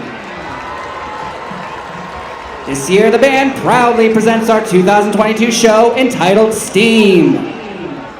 The band is under the direction of Mr. Justin Kazarek and Mr. John McKay, with drumline coordinator Dan Strandis, assisted by Elijah Miller and Nate Kernick, and color guard coordinator Jill Strandis, assisted by Abby Whalen and Gabriella Strandis. The band is under the field command of drum majors Emma Hardy and Olivia Repsher, brass captain Elena Wazaleski, woodwind captain Zenek Black, drumline captain Carson Throckmorton, and color guard captain Allie Henderson.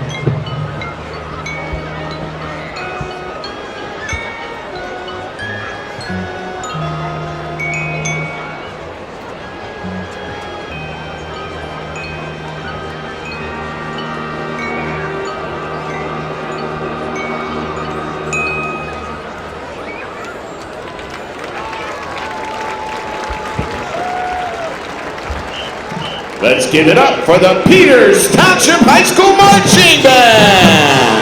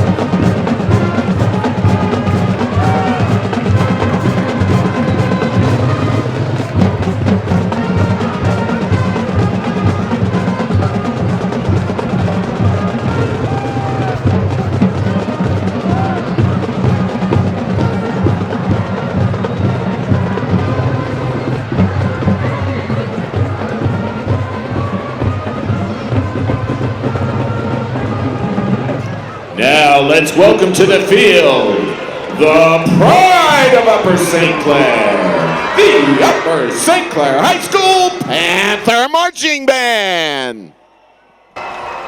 Directed by Performing Arts Curriculum Leader Dr. John Seibert and assisted by Jacob Schuster, Jacob Rice, and Tammy Lentz. Tonight the band will perform a movement from its Believe 22 halftime show, Don't Stop Believing, the 81 Top 10 sensation by American rock band Journey.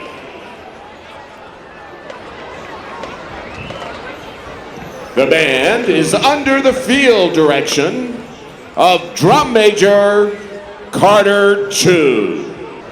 Drum Major, is your band ready to perform?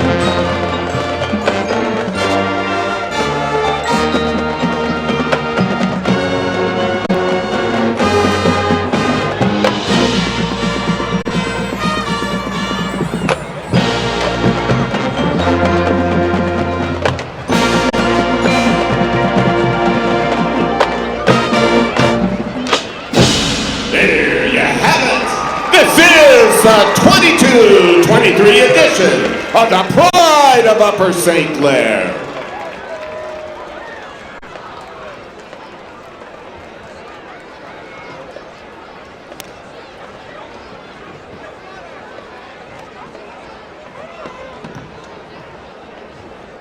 While the band is getting cleaned up, good evening, Panther fans and families. While we celebrate homecoming this evening and cheer on our Panthers, tonight we would also like to recognize our high school teachers, staff, and administration.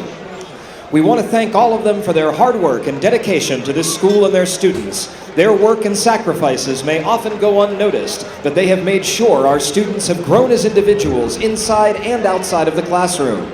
Tonight, we are honored to have many of our high school teachers and staff attending our game as spectators, volunteers, and on the coaching staff. We are Panther proud of all of our #1 teachers who help make Upper St. Clair the #1 school district in Pennsylvania. Please join us in thanking our teachers, staff, and administration with a round of applause.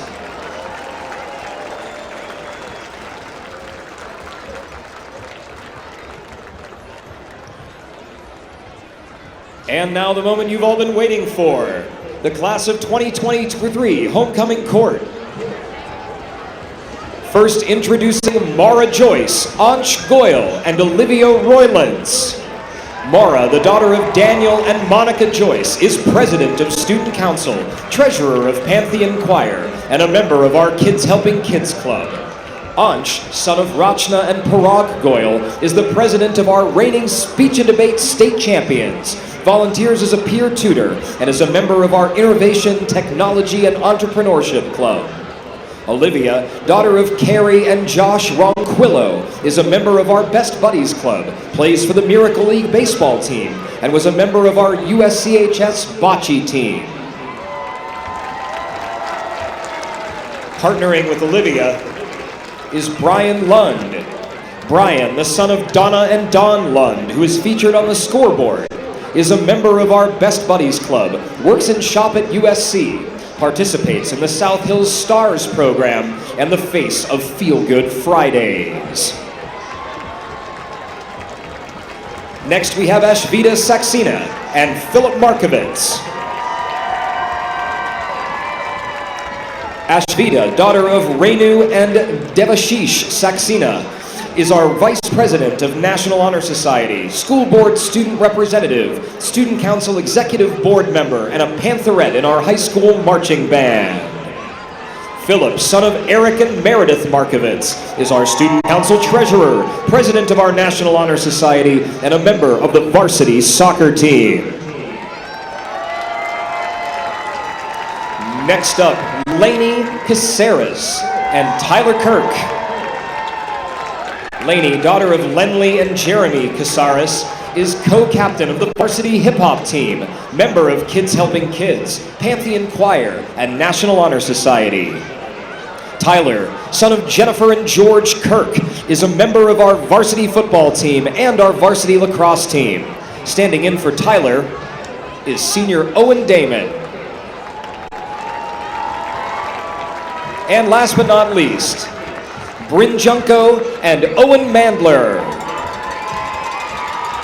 Bryn, daughter of head coach Mike and Misty Day Junko, is captain of the varsity cheerleading team, competes with our varsity hip-hop team, and is a member of the National Honor Society.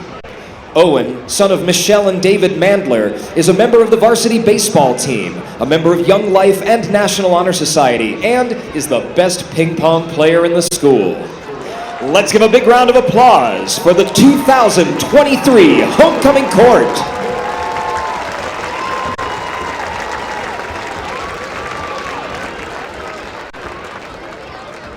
And now for the moment you've all been waiting for, the crowning of our Homecoming King and Queen. This year's Homecoming Queen is Bryn Junko.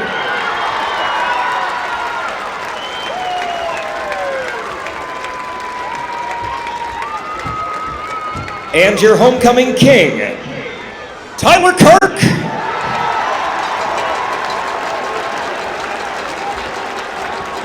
Congratulations one more time for the class of 2023 and their Homecoming Court, especially Bryn and Tyler.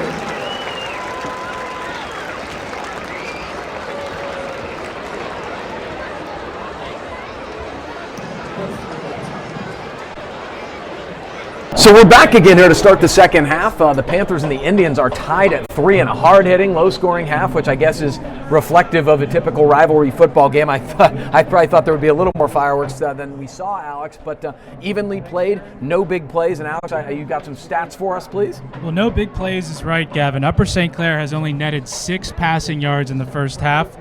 We did see an appearance from Julian Dallum at the end of the first half, but Ethan Hellman is the only one that's completed passes, 2 of 5 for 6 yards.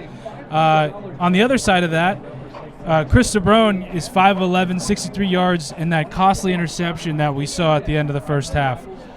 Now, we spoke about Richie Woods for Peters Township being kind of their workhorse in the backfield. St. Clair and that vicious front that we've seen has limited him to 7 carries for 11 yards.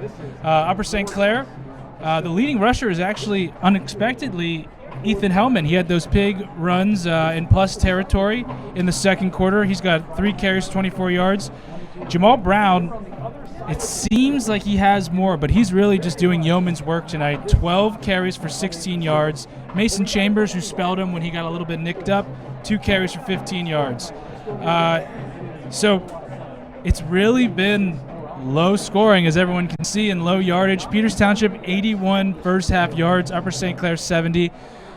I think it's going to be the first team to blink, and whoever does, we need to take advantage of those opportunities. So we talked about this a couple times in the first half, but my opinion here is that the first turnover is going to be enormous in this football game, and it could really be a complexion-changing moment. And we thought we saw that. Both teams had a bunch of timeouts left. Surprisingly, Peters Township went for it on 4th down, long pass down the middle, intercepted by Huffnagel. And so you're right, is St. Clair or Township going to turn over in their own territory? Will Hellman continue to be judicious throwing the ball? I really would like to see Aiden Besselman get involved. Being that top recruit on multiple levels, Ivy League, Patriot League. I think there's some FBS teams that have offered him as well. Being your biggest perimeter threat, just getting him comfortable, getting him in the flow of the game, keeping him engaged, and getting the ball to him on the outside, because they really haven't had a ton of flat defenders to play underneath him, whereas in years past, we've seen some teams bracket the best receiver for Upper St. Clair. Yeah, very interesting. These games have such a natural ebb and flow to them, but this one, there just hasn't been those big momentum-changing swings that we've seen that you see so much in high school football. It's been sort of death by 1,000 cuts. Big game-changing plays. So I guess let's hope the first one that we do see is favoring that team in black. So set the scene here. This is Upper St. Clair kicking off. Ben and Henderson, they are in your black uniforms, home uniforms.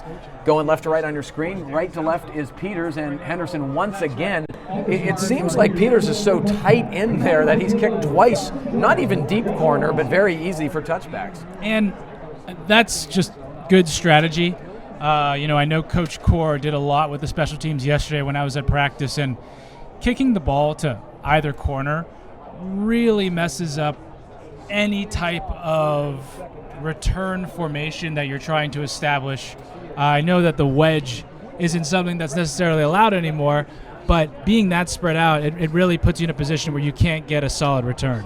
And that's 2 kickoffs and 2 touchbacks for Ben and Henderson, so keep clocking those touchbacks and changing that field position. Such a good job. So here's Peters on first down. See what they do differently this half to be a little more successful on offense. This is Sabrone. He does get pressure, and he bounces it. Mark Van. No, that was 58. Nate Stoll again. It's so interesting. If you knew Nate Stoll and just talked to him, nicest kid on earth, personable, but when he gets out and plays sports, he is mean as you can be. And that's what you want. You want a gentle giant, and clearly he's played a great game.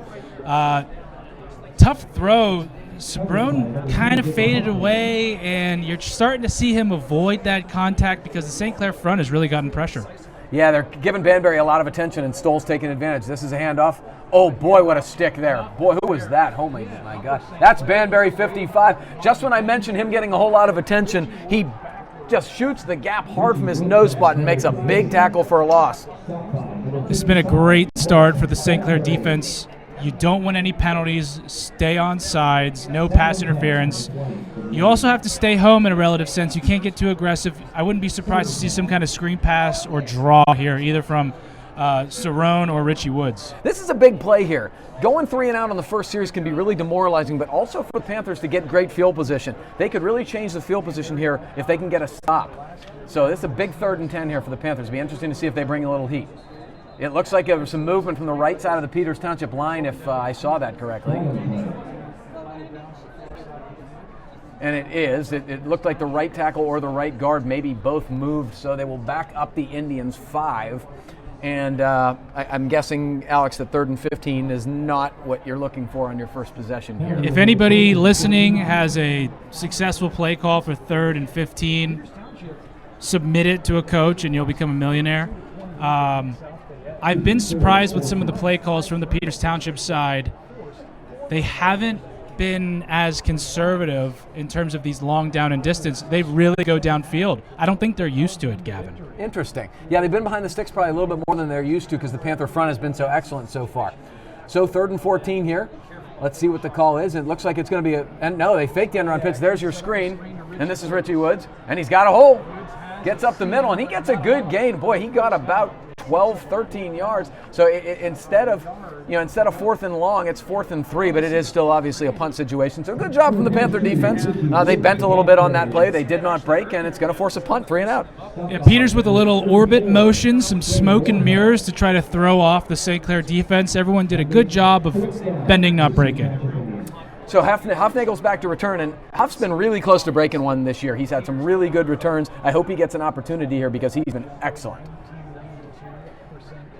All right, so good snap, taking his time. It's a short punt.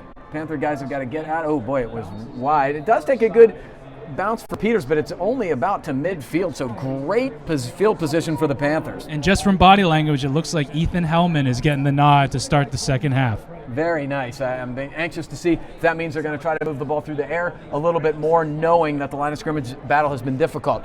Give a big shout out to my man Nico doing the camera over there. Nico's one of my guys, and he's doing a nice job over there. Also, Glenn Ward controlling the 747. Ray Barat, his squad over there, always doing an excellent job. I appreciate very much all of their great work. We are really lucky to have this type of format, and judging by the texts and the emails and the tweets and things I get, a lot of people take advantage of watching it. So we're blessed to have this. Thank you so much for giving me the opportunity to run such a class broadcast. And Alex, of course, thank you for being here, my friend. Absolutely, and I want to give a shout out to former Upper St. Clair captain and coach Gordon Matthews. He seems to think that the QB sneak from under center is a successful 3rd and 15 play. I feel for Gordon's players if they ever get that down in distance, but what do I know? I'm not coaching. It's funny talking to Gordo's players. They all say he's like the tough coach.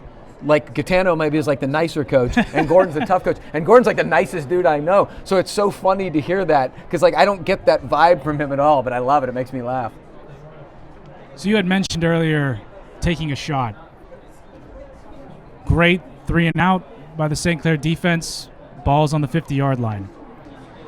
We have some time out of the change of possession, probably a TV timeout, and I don't know. Maybe we could see a little stutter and go to Besselman. Do you give any credence to the fact that you have 2 starting quarterbacks who probably have never played in an environment like this? This is the first really big game. You have 2 first-year starters that are playing in a huge game. Is there any credence to that? Well, I think so. I was surprised in a good way with how poised Ethan Hellman was. He really stretched the defense in the first half, and we had some chances. There was a drop, but the fact that Peters Township has to game plan for that in the second half, that'll be huge. And you can see at the bottom, Aiden Besselman is one-on-one. And they fake it, and here's Bess on the slant. Nice catch. Boy, that was a nice hand catch. Oh, and he goes. He powers over McCullough, gets about 13 yards, and, well, there you go. There was your matchup. And that was that run-pass option. The run play was called, but they had the open access slant to Besselman. There was no flat defender because you can see the Peters Township edge defenders. It's tough to get into that flat from that position. Now that we're on this hash, Besselman's into the boundary. We can see something to the top of the field. All right, so Panthers get a first down on their first play of the second half. Very nice. Here's Jamal. He looks like he's got a little room, cuts back. Oh, he gets downhill. Nice hard run. Wow. He lowered his shoulder there and put the boom on Nolan DeLucia, who's only a freshman. And that was a great run. Good hard run. And I know we went over the statistics, and they're not popping off the page for Jamal Brown, but he has been tough, and he has really prevented them from staying out of the negative down and distance. He falls forward. He does a great job. So he got about 5 there. That's a nice first down gain for the Panthers. And, I don't know if it changes your philosophy, but you're certainly more comfortable with 2nd and 5 as opposed to, 2nd and 10. So good stuff from JB. And we got a second down here. Looks like... so it looks like that edge player at the top of the screen, I think it's 14's coming, because it looked like the safety was going to fill for his flat defender area. Yeah, they start 2 freshmen on this defense. Very impressive for Peters. Here comes Jamal. Oh, there's a gap. Banbury's... Oh, and look at Banbury. Banbury killed the guy. Here goes Jamal. He's got another room. There he goes. Jamal gets down to the 5-yard line. Mark Banbury, look at Banbury, 55 celebrating, but a great hard run from Jamal. Followed him off tackle. Big gain of 30 yards, and the Panthers are in business, first and goal from the 5. Fantastic job. Peters brought pressure from the field. They were able to kick out that edge defender, and Jamal Brown did the rest of the work. I love watching those guards get out like that. Mark Banbury is such a great athlete for a guy his size. Outstanding stuff. Here comes the Panther again. It's Jamal. He's got some room. It's a good block. He gets in, spins down. Shea Moorhead doing the great job. Oh, Gav, we have laundry on the carpet at the top of the field. You're right, there is a flag down at the top of the field. It was where Besselman was blocking. It's getting a little chippy in the Peters Township secondary against the Upper St. Clair perimeter players. That seems to be an odd place to throw a flag when the run was to the right side of the field. I don't know if, hopefully it's not an unsportsmanlike or something. Well, there were two players bracketing Besselman at the top of the field, and it looked like he was trying to run them off, and then you never know, but maybe it was just an inadvertent flag. No, it looked like they think it's personal foul. That seemed to be the initial signal. They count the touchdown, and it is a score for Jamal Brown. So I think it was extracurricular after the play, dead ball on Besselman, so that'll probably impact the kickoff, which will be an impact because it's been a touchback every play. But hey, the touchdown stands. Great block from Shea Moorhead, the fullback, and great run from JB, who's really coming out looking very aggressive and strong in the second half. So great. Boy, you want to talk about what the doctor ordered? That's a terrific answer drive from the Panthers. Absolutely, and it's demoralizing. You know, when you can't stop a downhill runner like Jamal Brown, it's tough to line up again on defense, and it's tough he gets harder and harder to tackle as the game goes on. So, you know, the other thing is we talk about, and I think we talk about this stuff a lot because, you know, I tend to think the first couple drives of games of the second half is always intriguing in terms of adjustments, but the Panthers have been an unbelievable third quarter team this year. And to me, that seems to state to me that they are well coached. Absolutely. Those adjustments that are made at halftime are implemented and executed. So that's always tough to reassess at halftime, especially when you're in a dogfight 3-3 when you've scored so many points over the season so far. Yeah, and that was a highlight of the Jim Render era in St. Clair football. They just always looked at after halftime like he had come up with something genius, and the whole thing had. So Pointing to where this is supposed to be. I assume this penalty is going to be assessed on the kickoff. Frankly, I'd rather have it on the extra point because 15 yards back's nothing for Bennett, but field position-wise on the kickoff, could be an issue. So, okay, let's see if the Panthers, they have 6. Let's see if they can get 7. Good snap, good hold. Kick is up. Looked a little bit off kilter from Bennett's usual bomb, but easy does it. And the Panthers, with 8:35 to go in the third quarter, take their first lead of the game, 10-3. Absolutely. Great start for the Panthers to open up this half. So, okay, Alex, now I think we need to talk a little bit about something different here. If indeed the Panthers are kicking off at their own 20, which I believe is going to be the case here, does your strategy change with the kickoffs? Or, are you going to still try to get it to that corner, see if you can't sneak it by him? And if you're Peters, do you try to get wider? Well, I haven't seen the refs announce a penalty, and it looks like that the head ref has the ball up and he's moving back. So it looks like it's going to be assessed on the kickoff, and the only thing you have to fear here is if Bennett Henderson tries to overkick, maybe he hits one too far left, too far right, and it rolls out of bounds, the ball's going to be on the 40-yard line.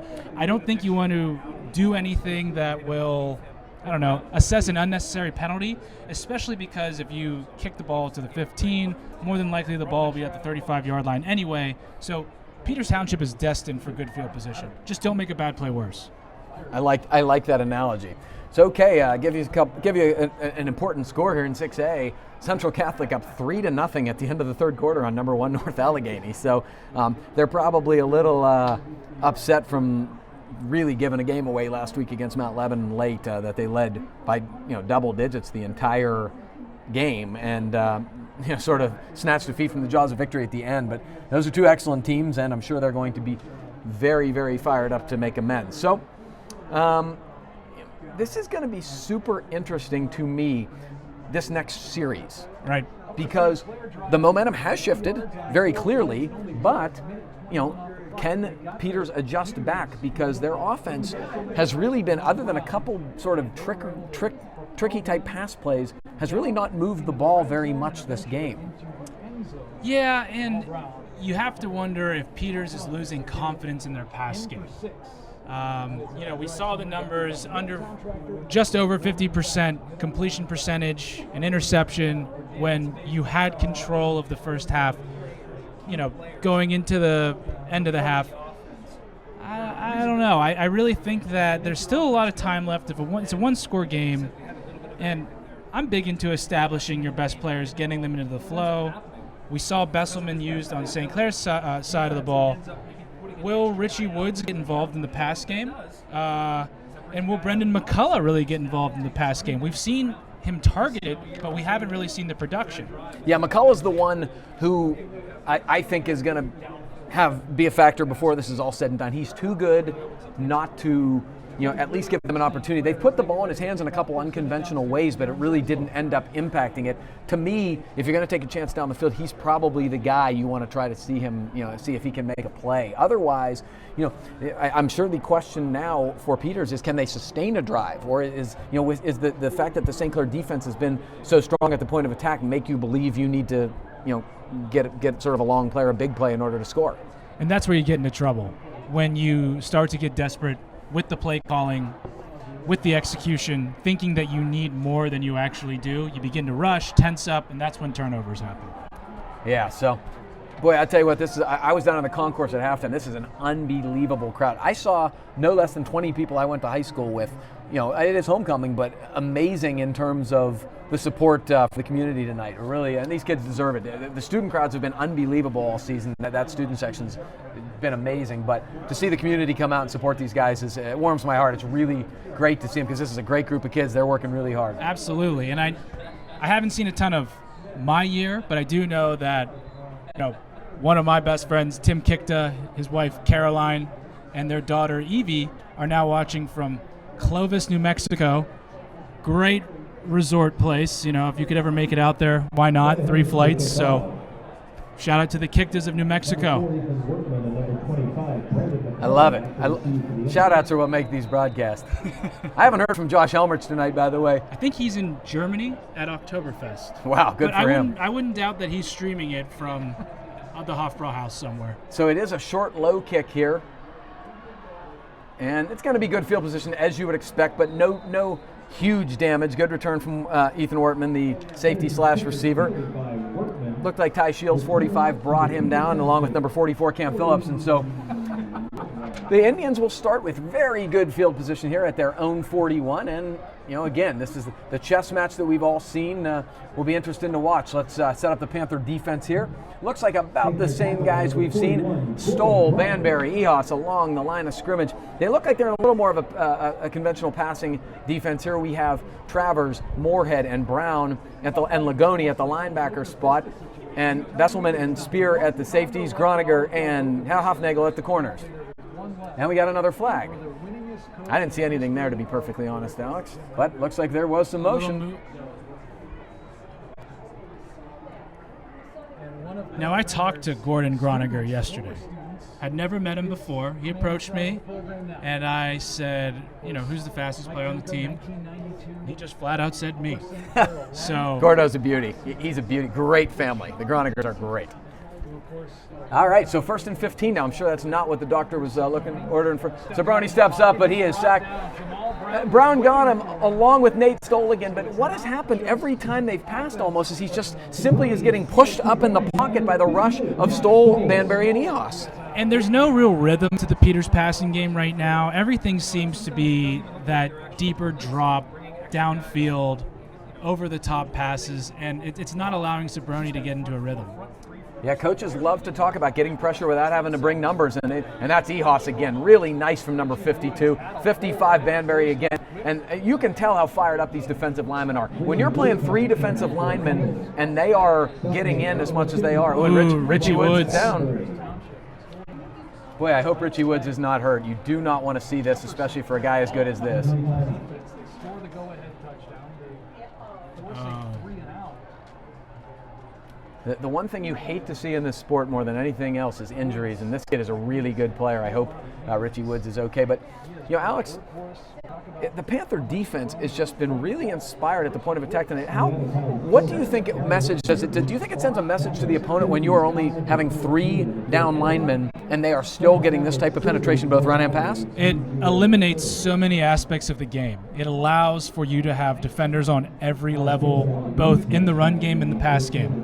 The more pressure that you can get from fewer players, you have more that you can cover the flat defenders, you can watch the screen passes, you can have more defenders on the back end, and we've seen that. And when Peters has broken into the second level, they have had success, but that's few and far between. So now 3rd and 11, and it seems like the things that the Peters have done on these type of third down situations have actually been, when they've had success, have actually been screens and draws and misdirections and things like that. So I think the Panthers are going to have to be alert, not just for like kind of a straight, let's say a post or a slant or something like that, but some sort of trickery, although it helps to know that Richie Woods is out of the game. Logan King is in the backfield now, number 20. And I think Aiden Kahn's key here. He's going to be shadowing the back. So they fake it. Jamal got him hard, but it's a wide receiver screen, and there's just basically nothing there. Great stuff from the Panthers. Looks like Ivory Travers, number 11, was all over that play, and almost nothing there.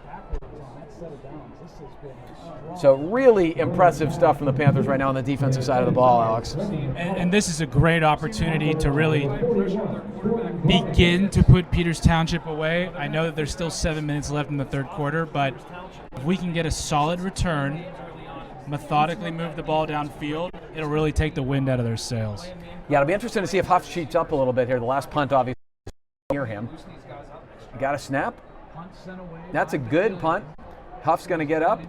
Oh, no, and he fumbled it. And that's what you can't afford. And that is the first really big play of the game, and it is a fumbled punt by Huffnagel. And truthfully, I'm surprised there wasn't a penalty called. It looked like that some of the Peters Township players of Huffnagel. I'm a little bit confused about that one, but it's nice to see Aiden Kahn go pick up his teammate. No, it's Shea Moorhead. And you got to do that because Huff is such a great player, and you want to pick him up here. But boy, we talked about the first big turnover, and that is a huge one. Instead of was a 7-point lead in the ball, now they have the ball at the 31 of the Panthers. This is King, the sophomore, the backup back. Banbury in there again. Boy, there is so much extracurricular stuff after the play, and the Panthers have been called for 2 or 3 personal fouls, and Peters has not had one. I'm a little surprised that you haven't seen at least dual flags or something like that to try to calm some of this down. And I think as the game goes on and the game continues to be tight, we'll see more of that. Well, it's a rivalry game. I mean, you can't. These games are ugly and they're physical, and it's exactly what we've seen so far. So 2nd and 8 for the Indians. Sidecar right here. Sabroni's back, drop back. He had some time this time. Steps up. Oh, Jamal did a nice job. They tried to find Nate Miller on a slant, and Jamal was just reading his eyes the whole way, almost intercepted it. And that goes back to what we were talking about, lesser players getting pressure. Jamal Brown in most situations like that would be rushing the passer. But because St. Clair's been able to get home with fewer players on the front, he's able to drop underneath those shorter routes.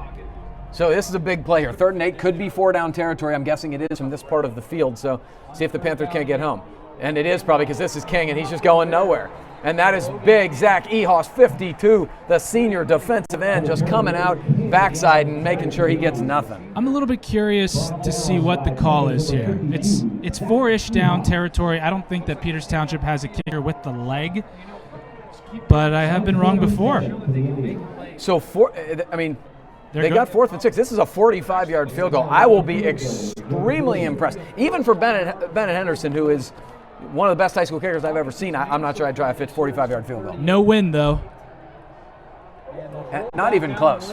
So boy, that's questionable to me just because of the field position when you miss. But, it was a 4th and 6, and they're not moving the ball very well anyway. So the best part about that is picking up your teammate.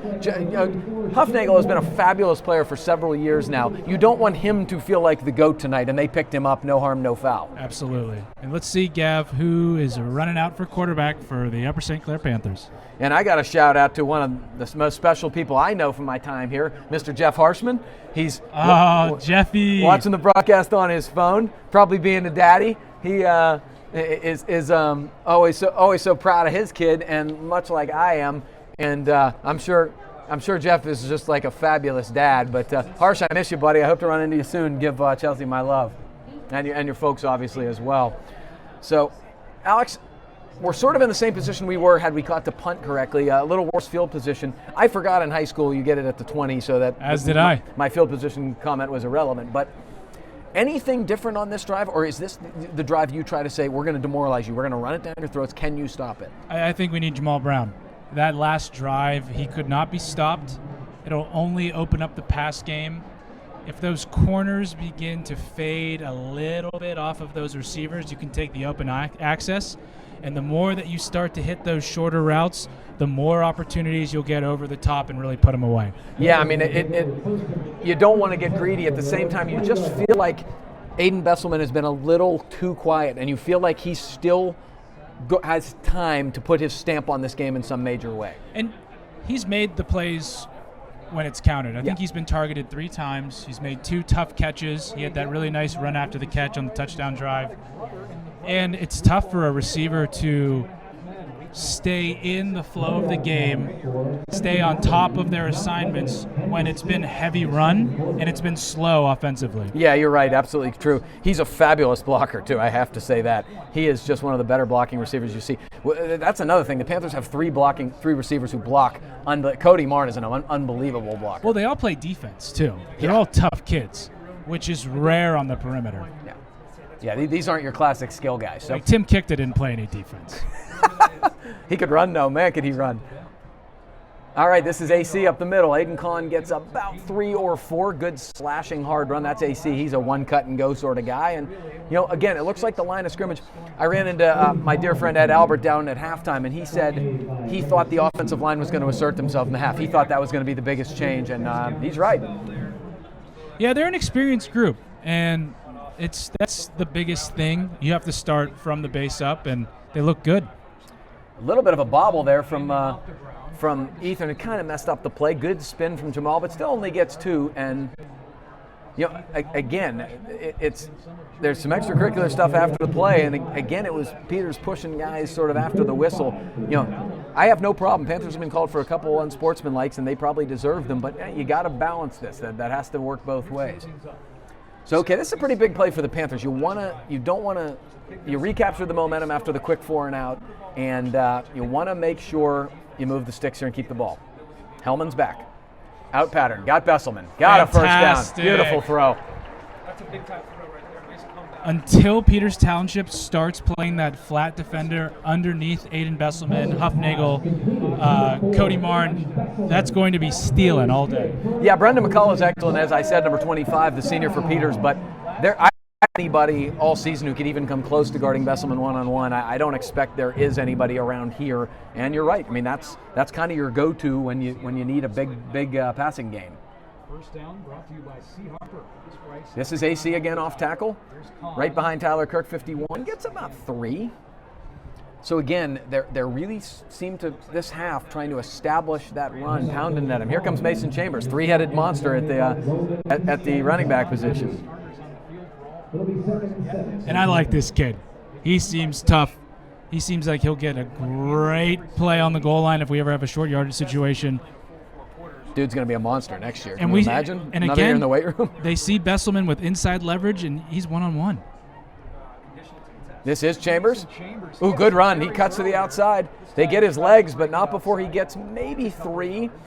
So, again, Alex, we've talked about putting themselves in really good third down situations, and I think 3rd and 4 is exactly what we talked about there because, you have the run possibility there. You still have, it's an easy pass, and, when you do have a freshman quarterback starting, I think putting him in good third down situations is important.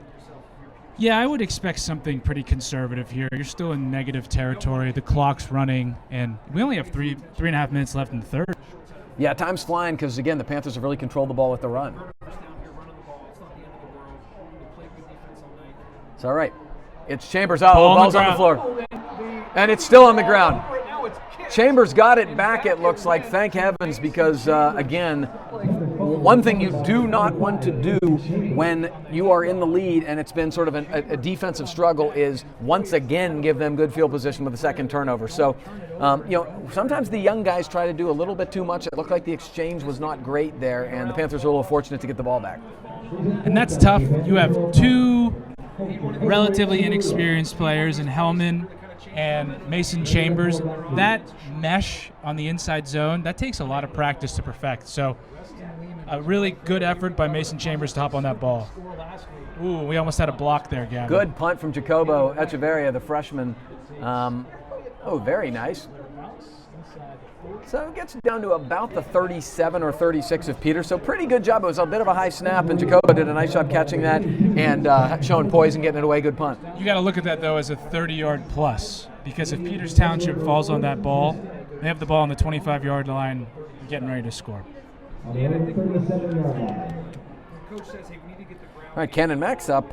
No, excuse me. South Fayette is up 17-15 on Cannon McMillan, which is kind of a rivalry type game, and it's two local teams. Boy, I'll tell you what, Alex, this section is going to be, or conference is going to be a heck of a battle, because you have Bethel Park, who's really good. They are very senior heavy, and you have South Fayette, who's always good. South Fayette and Peters had a really excellent back and forth game last week, and then these two teams, and I think only 3 make the playoffs, so somebody really good is going to be home. And it was like when we were here during that COVID year, Gav, every game was a playoff game, and that's how it's going to be from now on. All right, so this is Richie Woods back in. Glad to see him. Good job, Gordon. And do we have a QB change, Gavin? We do. Number 17, Nolan DeLucia, who is a freshman. 2 freshman quarterbacks in a 5A football game, Alex. I don't think you'll ever see that. But Gordon Groniger, number 41, did a great job in run support there, coming up from his cornerback spot, making a sure tackle for basically no gain. So we've seen 4 different quarterbacks tonight. You don't see that very often, sir, no. Especially with no injury. Absolutely. But, Peters' offense has been very ineffective. It doesn't surprise me they would try to do something to spark him. This is Woods again. Banbury in the backfield. Great stuff from Mark Banbury. He is intense. You got to love that from an interior defensive lineman. Look, I coached him, and I've coached him, and I coached his brother, and they are unquestionably, outside of Sean Lee, in the top 5 of most intense kids I've ever coached. They are both just gamers beyond belief. I mean, Mark is incredibly smart, so I love having conversations with him, but you always feel like he might punch you.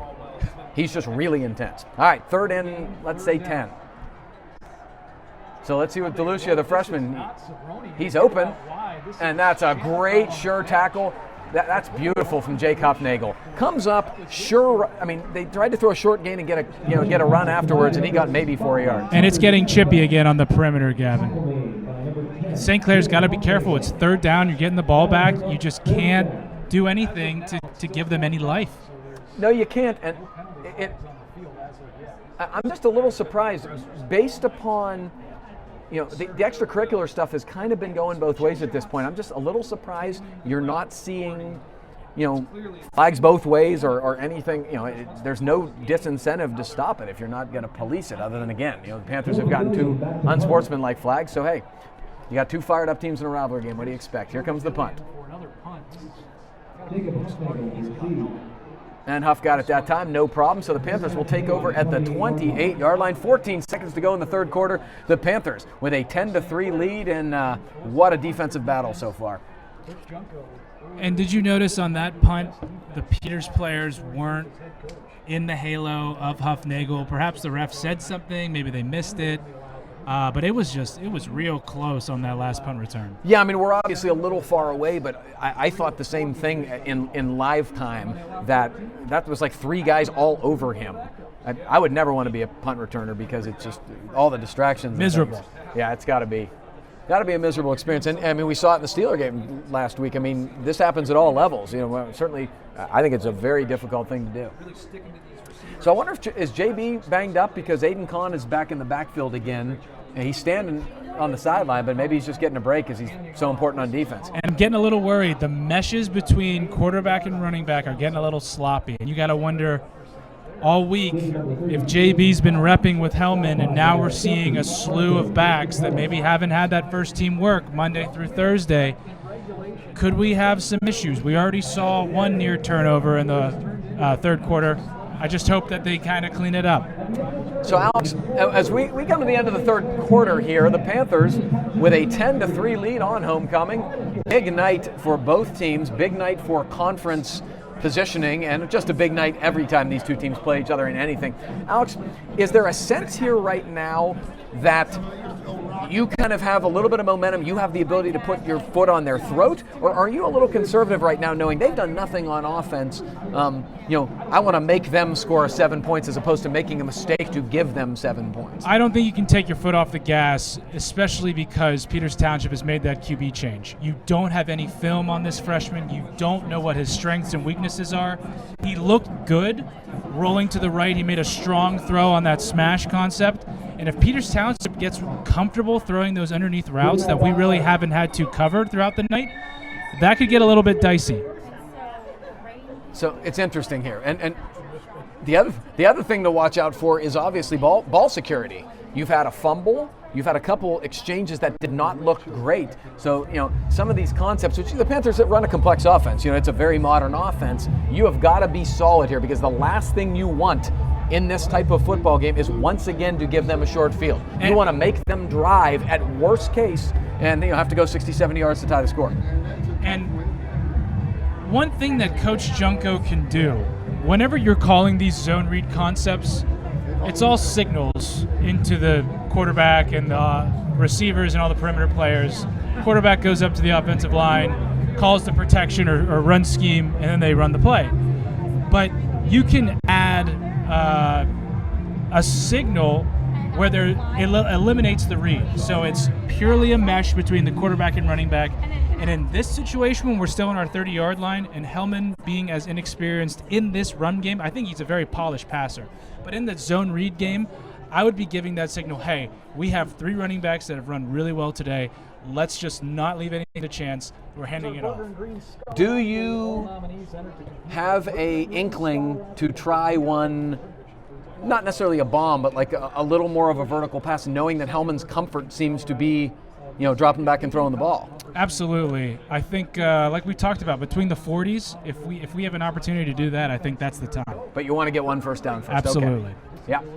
All right, so here come your Panthers, and they are on their own 30. We've got 2nd and 9 here as we start the fourth quarter, and you still got 2 fired up, physical football teams, and you've seen quite a great defensive performance from both squads tonight. So let's see how the Panthers can respond here as we start the fourth.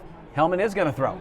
It's going to be an out to Best. Boy, he looks like he slipped coming out of his break a little, maybe just wide. But again, if you want to run that on 3rd down, there's no flat defender underneath Besselman. They're on the near hash. He's playing at the bottom of the screen. So it's not the longest throw in the world.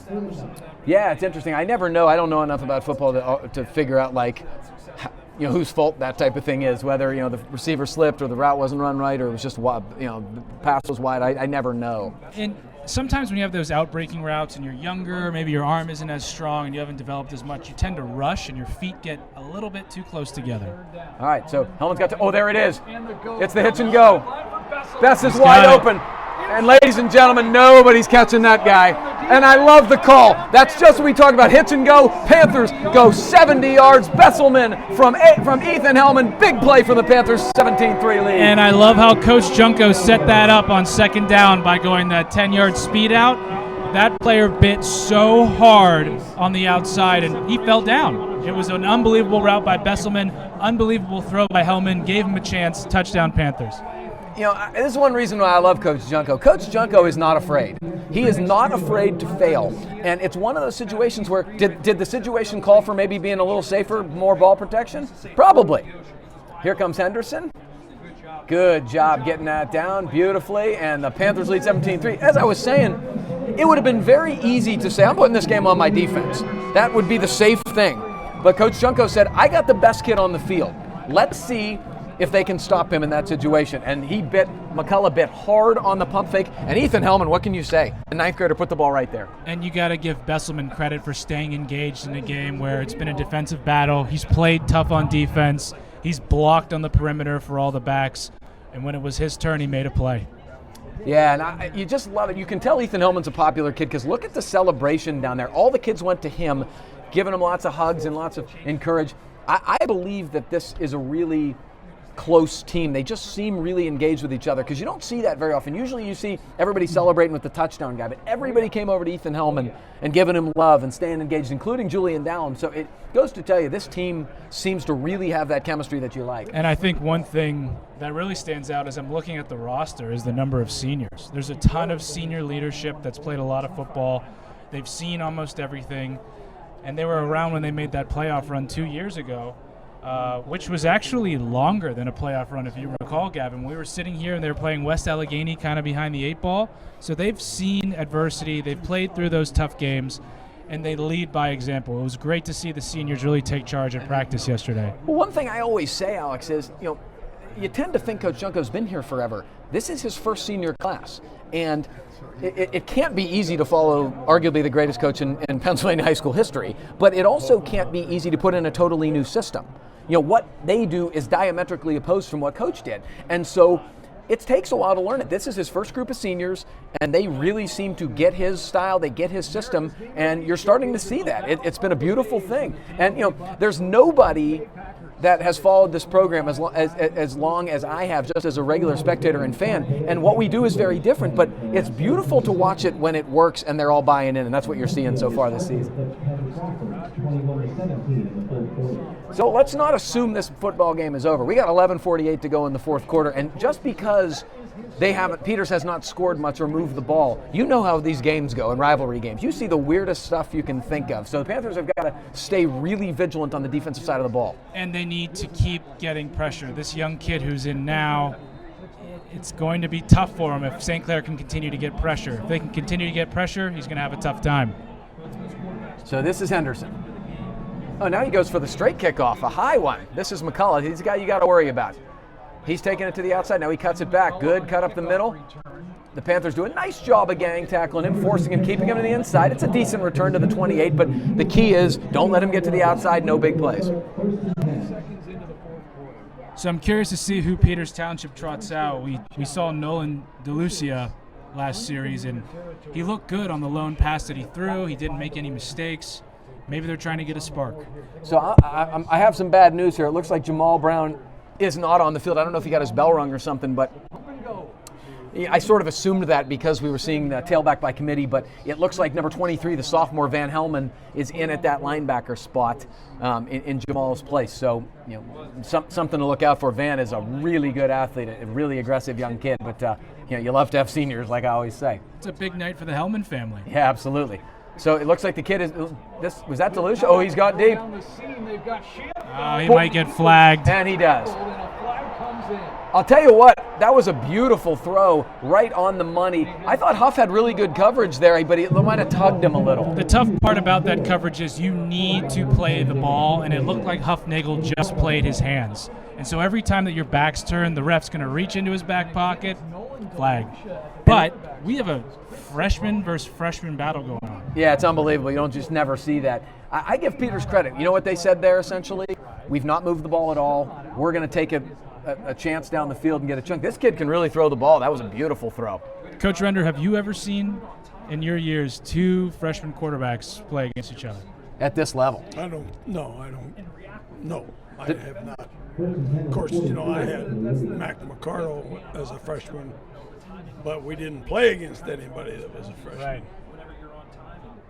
And wide throw, and frankly, Huffnagel jumped that route, and if it was on target, it was probably a touchdown for St. Clair. So I'll give McCardle a shout out. He and his son Beckett watch every game, and it's hilarious. He was in town last weekend, but Beckett is like the biggest St. Clair football fan, so I love the fact that Mac coaches him too, which must be hilarious. I don't know. I haven't heard from him. I'm hoping he is. Oh, they got it out for a second. That's a beautiful tackle by Besselman. Gets about 4. I'll tell you what, DeLucia has an arm. He looks very poised. He looks like a very polished passer.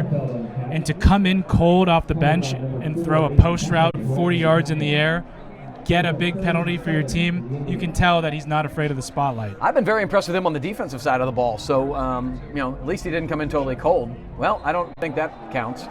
The ball was never snapped, and all the receivers were out for their play. So, call me crazy, but I'm guessing that's procedure. Yep. So, St. Clair's had the bigger penalties tonight, the interference, several personal fouls. Peters has had a lot of pre-snap penalties, which has put them in bad situations in terms of just kind of behind the sticks. Those are big penalties too, even though they don't seem as impactful. So now we're 3rd and 12, 10:55 and rolling to go in the fourth quarter. The Panthers with a 17-3 lead as we speak. Let's see what DeLucia has got here. He's back to throw. The Panthers don't have much of a rush. He's going downfield again. The Panthers are turning around. Nobody home. That was just sort of a jump ball. Gordon Groniger, 41. Very good coverage. 43, Ty Lagoni, who's kind of a linebacker hybrid safety, did a nice job in the safety spot. So it looks like, I have to think it's too early to be going for it in this point, especially since St. Clair's offense has not been overpowering or anything. So assuming you don't get a turnover here, Alex, is this the you try to get the statement, just bang it down their throat and demoralize them? Absolutely. You have 10 minutes left. Both teams have 3 timeouts left, so you need to choose some clock, but at the same time, you can't be too conservative. You really need to play to win. Tuff's got a fair catch called for. He drops it again. Unbelievable. Peters Township recovers another, and again it's Ethan Wortman. Wow. That's a tough night. He's played so well on the defensive side of the ball, but 2 muffed punts. Wow. What a change in momentum. I can't believe it. So 10.5 to go. And there's not much you can say. You just feel bad for the kid. He's a great kid. And nobody feels worse. He just feels terrible for himself, I'm sure. And the toughest part is you have to play the next down. He's not solely a punt returner. He's got to go out there, cover their best perimeter player. So he needs to keep his head in the game, and he'll bounce back. He did earlier. He had that big interception after a pass interference call, so hopefully he bounces back. Wow. So here we go. They're gonna chuck it again. DeLucia has more time now. He's throwing. He's got a man. No, can't get it there. That was a hard throw because the zone was sort of all around him. Well, they tried a 4 vertical concept, and every 4 vert concept, 2x2, there's what's called the bender, and he's supposed to bend off the near safety. But St. Clair really wasn't in a true cover 2. They were probably playing quarters, and you have more congestion in the middle of the field. It seems like the Panthers aren't getting quite as much pressure from their front 3 right now. I wonder if they're wearing down a little bit. Usually they sub a lot more on the line, but because of illness, they don't have as much depth on the line right now. He's rolling. He finds, and it's only about a 3-yard gain there. They had Nate Miller again, and I think if you're the Panthers, you're probably okay with that. But again, we are probably in 4-down territory here for the Indians. Absolutely. That was a little bit of life that they weren't expecting. So right now, they can't play for 3s. No, not the way this game is going. All right, see if the Panthers can't get a little bit of pressure here. See if they can't.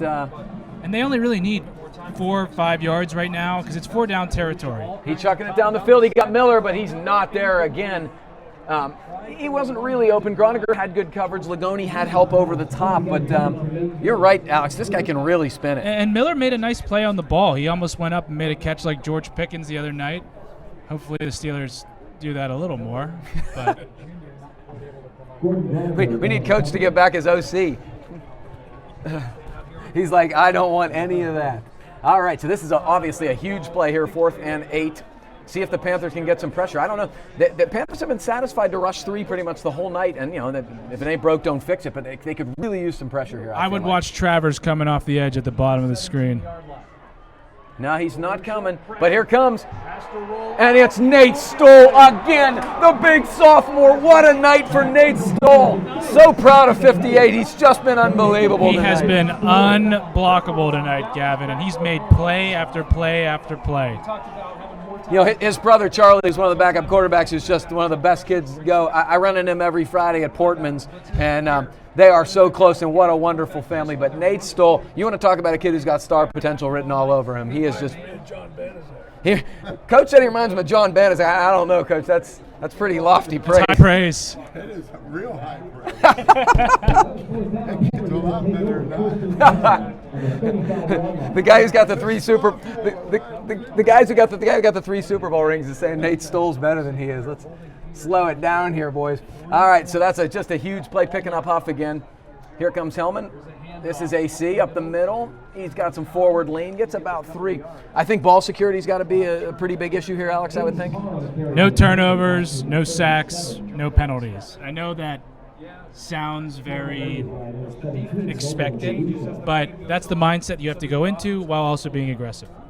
Yeah, I mean, again, because I treat everything like a video game, I keep thinking, yeah, but Besselman. I keep thinking, oh, you got this matchup. Why not take a shot with Bess? Well, they keep playing DeLucia low in the box, and so it really feels like that Besselman's been one-on-one with Carter Shanafelt all night into the boundary. And you can even see now there isn't anyone over the top.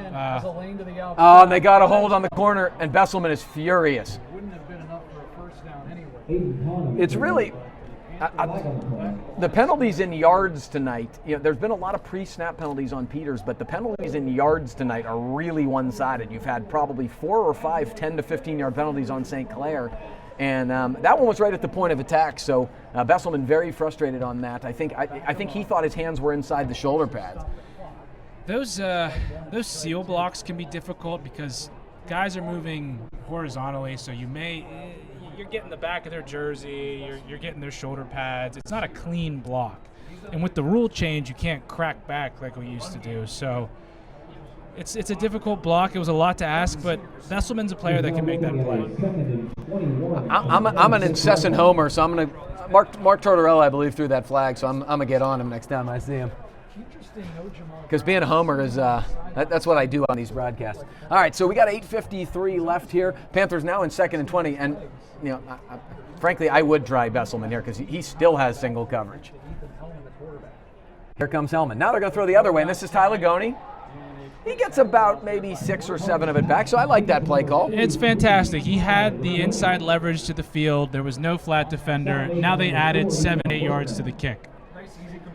So, okay, we got 3rd down now. Oh, it's 3rd down now. Yeah, it repeated. Well, then even better. No, that's what I mean. I think they got half of it, and you still have the opportunity for Besselman. So they moved McCullough down on Besselman again, and that's the matchup obviously they want. But again, I just don't think there's one guy who is going to be able to deal with it. There's just a lot of space, and Justin Tornatore, number 11, has been playing that rover position for Peters Township all night.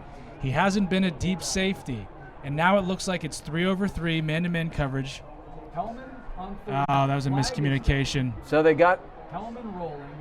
That might be a penalty because I don't know if there's outside of the pocket throwaways in high school. I'm shocked they didn't get a roughness penalty on the quarterback. I mean, my Lord, he drove him out of bounds. There may be a procedure penalty on Besselman. I don't think he was set. He didn't even run a route whenever the ball was snapped. Yeah, it was a miscommunication clearly on that, but I'll be interested. I'm assuming it's a procedure call on the Panthers, but or formation, not on the line of scrimmage. Well, if you're wondering why this game is so chippy, you're letting stuff like that go. Usually the quarterbacks, I guess maybe not as much in high school, but usually the quarterbacks are pretty protected from stuff like that. All right, so the clock stopped, and with 7:58 to go, Panthers still with a 17-3 lead. And I think what you're looking for here, of course, is you got to get the snap in a good spot, avoid the block, and make sure you don't get a big return because you're really dominating again just on the defensive side of the ball. You do not want turnovers, and you do not want big plays on special teams. And we just need a clean operation here, Gavin. Good snap. Jacobo's got it. Nice Not a bad kick. punt. Boy, I cannot believe he didn't call fair catch, but he caught it cleanly. Again, there's just extracurriculars constantly here, and so okay. The Indians have the ball. It looks like on their own 43 or 44. 7:51 to play, and Alex, do you think it's going to be more of what we've seen here, that they've shown some signs of life with Nolan DeLucia kind of dropping back and winging it like a more classic drop-back style It offense. seems that way. I wouldn't be surprised if they start working the middle of the field, just because if Upper St. Clair they look like they're in a cover 2-ish set right now, and the outsides of the field really aren't available in those types of sets. What's going on here? I don't know, but McCullough's like way back wide. I don't know if this, and they're going to take a shot downfield. And Timmy Spears got it. Timmy Spear, number 17, the senior safety, makes a nice play, read it all the way, and I don't know what exactly that was. I think it was some kind of smoke and mirrors where they were hoping that the defense would shift to that fourth offensive player to the field. Upper St. Clair still stayed in their cover 2 set to the boundary, and that overhang safety made the interception. So that was kind of an ill-advised throw there by DeLucia. Well, maybe when you have a ninth grader who hasn't had many reps, the play call was designed to go there, but the safety didn't bite. Maybe he would have been better suited to, live to battle another day there. So I'll tell you what, Alex, and this isn't surprising in a rivalry game, but this has not been the cleanest game we've ever seen. A bunch of turnovers, a bunch of penalties, but Jamal Brown is back. Oh my! Okay. So it must not be a head thing. I wonder if because his hip was banged up a little bit earlier, but boy. It's getting chilly. It could be a little tight, maybe a little crampy. You never know. Okay, here is JB. He's up the middle. It's about 2 maybe. So it looked like he was waiting for a gap there that didn't really open up. So, but again, no harm, no foul. The clock is, the clock is running beautifully here, and that's the Panthers' friend at this point. And you're going to see the Panthers take their time between play calls. I know they've been really hurry up throughout the game. They want to get as many plays in as possible, give themselves as many opportunities as possible. But right now, that play clock is your friend. Yeah, they've been good at the end, as games have progressed this year too, taking a little more time. Here comes Jamal. Boy, he's still going. Really nice hard run. He only got about 4, but boy, that was a hard-earned 4, my friend. And he hasn't fallen backwards the entire night. And he's been hit in the backfield a few times and been able to fall forward for a no gain, 1 yard, and I think that showed in the numbers, but he's really had a tremendous game hanging onto the ball and getting tough yards for the Panthers. If I was built like Jamal Brown as opposed to a 10th grader, I would probably fall forward too. I don't know. I think after seeing the freshman tonight, I don't know if you can call yourself a 10th grader, Gavin. Ouch. It hurts, Coach. As hard as I work on my fitness, that hurts. You still work that hard? Oh, yeah. My wife kills me. My wife may be one of the most shout out Ashley. Aggressive fitness people I've ever met. She's insane. All right. Panthers have it again. Here comes Jamal. Can he get to this first stick? He does, I believe. And it looks like they're giving it to him. I thought he got it pretty easily. Yeah, I think I don't think we've seen one measurement this entire evening. These dudes just kind of assume it's a first down. That's the second time we've seen that. Okay, whatever. And so now, Gavin, Peters Township is being lulled into that run game. You can see right now they have at least 6, maybe you could call it 7 or 8 in the box. If they have the opportunity, we could see something at the bottom of the screen. I'll be shocked if he chucks it at this point after they just ran 3 times and got a first down. I'd be shocked. I'd love it, but here comes JB. Good block from Besselman on the corner. McCullough gets him by the leg and holds on for dear life. He gets about 3, though, and stays in bounds just as importantly. I feel like their run game is more, the timing and such is more on point when Jamal's in there, and it may be what you talked about in terms of the reps. Yeah, and that mesh point between the running back and the quarterback in these zone read offenses is key. And it's comfort level, and it's knowing that you can hang on, pull, hang on, give, really put stress on that, whoever you're reading, because you can read the C, B, A-gap defender, an edge, anybody. So it's just really about being comfortable with whoever the mesh point's with. So Panthers are really taking their time here. I don't know if this is going to result in a timeout or what. The play clock is winding down. Nope. There's Aiden Kahn. And another flag on the Panthers. Banbury is the one upset, so it looks like it's going to be probably a hold on 55. But that looked weird. He was really away from the play. Man, the penalty yardage is really one-sided tonight. Yes, I'm a homer, but It's hard for me to believe, as dominant as the Panthers' defensive line has been, there's not been one hold on the Indian offensive line, and the Panthers have had about 4. I don't know. I don't buy it. But okay, it doesn't really matter what my opinion is. So now, Alex, you're still running the clock, obviously, and the clock is very much your friend. Do you, if you're in this position, take that chance to best? The clock also has continued running throughout that playoff. They may be adjusting that play clock. Or not. I don't even know what the rule is in high school, to be perfectly honest. The clock, I know, runs a lot more than it does in your college and pro situations, so why the games are shorter. So, okay, here's play clock winding down. This is going to be Aiden Connor. Looks like the exact same play they ran last time.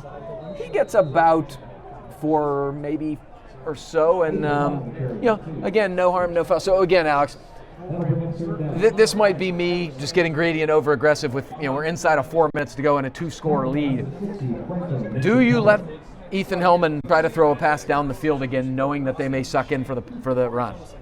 I don't. And truthfully, if I'm Peters Township right now, I'd probably call a timeout. You're running out of time. 15 seconds from now, it's going to be within 3:30. And you just need a spark. You need something. But right now, it's just dead time. And watching St. Clair milk the clock, I would have called a timeout, given my team a chance to regroup. Wonder if does St. Clair snap it or do they call timeout? Nothing doing. So maybe now we'll see a timeout. We'll have 3:15. So that is the first timeout used from the Indians, and the Panthers obviously were satisfied. That drive can only be called a success, Alex, because they probably took 3.5 minutes off the clock or so. And so, I think in this situation with a 2-score game, that's probably your only mission. Yeah, and unfortunately, St. Clair has been prone to pass interference penalties down the field tonight. And so you got to be careful that you're not giving Peters Township chunk plays whenever they don't deserve them, whenever they haven't earned them.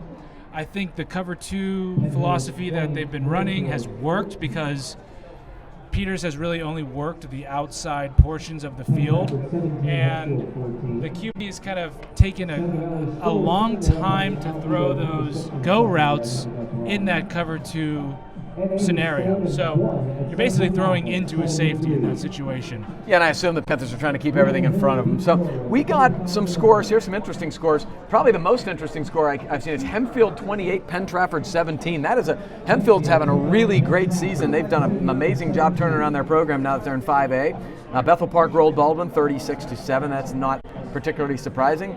And some of the upper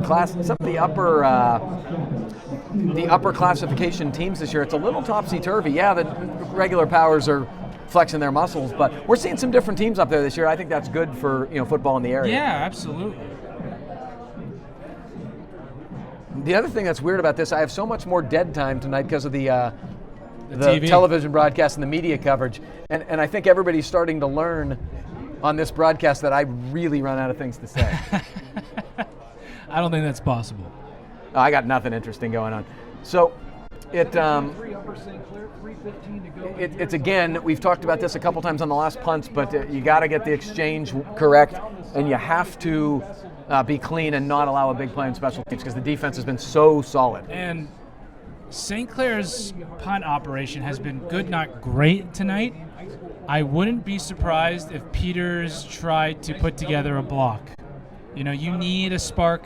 A block plus an onside kick, you have 2 timeouts. If you get a touchdown off of the block or a quick touchdown, because you can see Peters now, they're all up there. Yeah, and I think you're right. I mean, the snaps have all been good, but it's oh boy, that's a little low. Okay. Boy, he just got tackled. Nope, no foul. I mean, this is really one side. Come on. That was right at the point of attack. Gordon Goniger's got to calm down.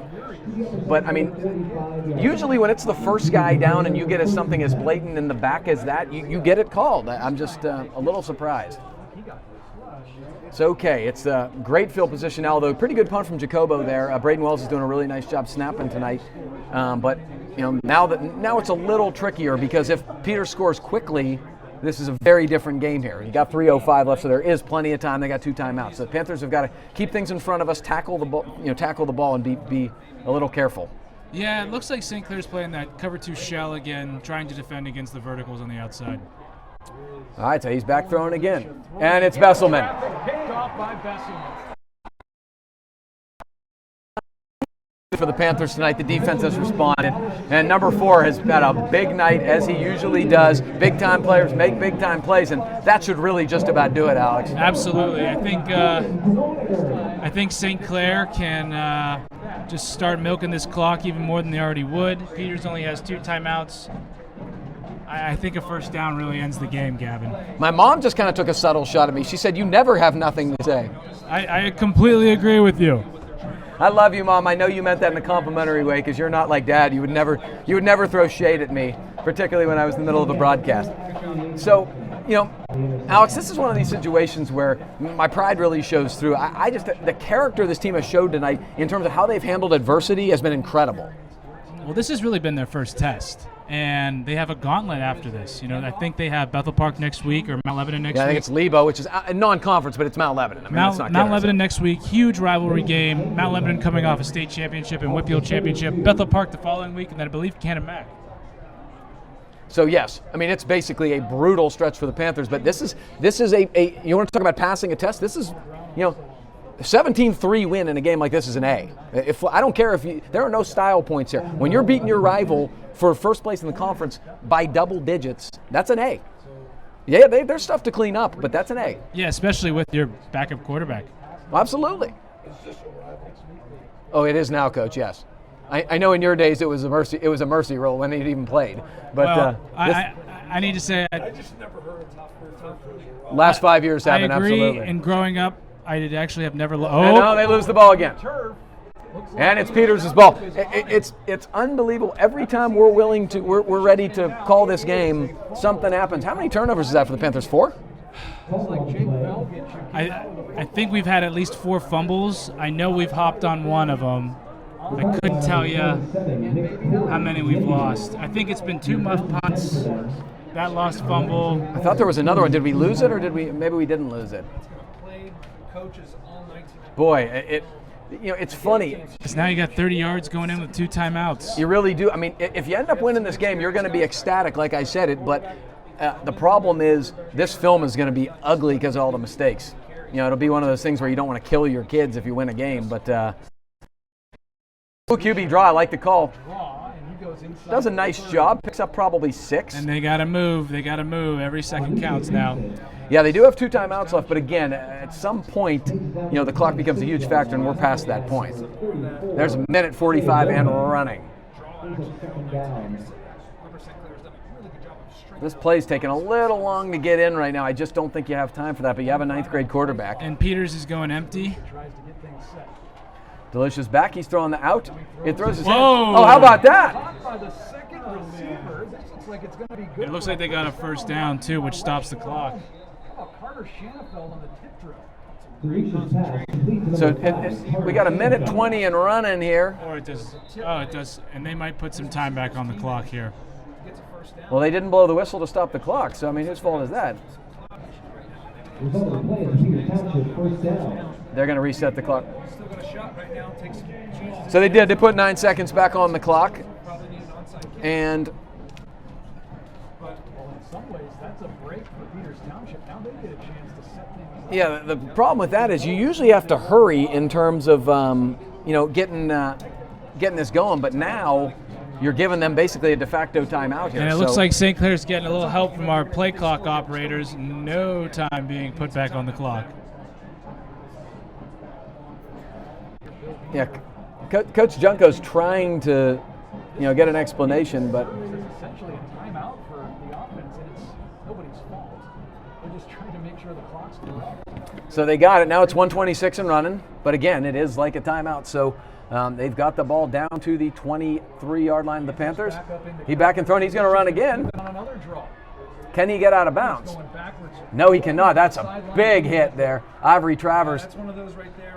And that play took a lot of time. Running east and west is tough. Well, every yard for the Indians has been tough to get. Right. So we're down inside of a minute now. Panthers holding on to a 17-3 lead, which a little closer than you'd like to see because of some turnover issues. But can the Panthers keep the Indians out of the end zone here? He got the snap. DeLucia's got some time. He's looking. He throws. He Nice got a man. ball. That's a great throw. That's Miller. That's going to be a first down to the 5. Stop the clock while they move the chains with 44 seconds left. That was really nice. Looks like Peters Township's going to burn a timeout. Yeah, I think that's the time. I mean, you're not going to win this game without an onside kick anyway. So, to me, your timeouts are sort of irrelevant at this point. Yeah, Right. You can use them.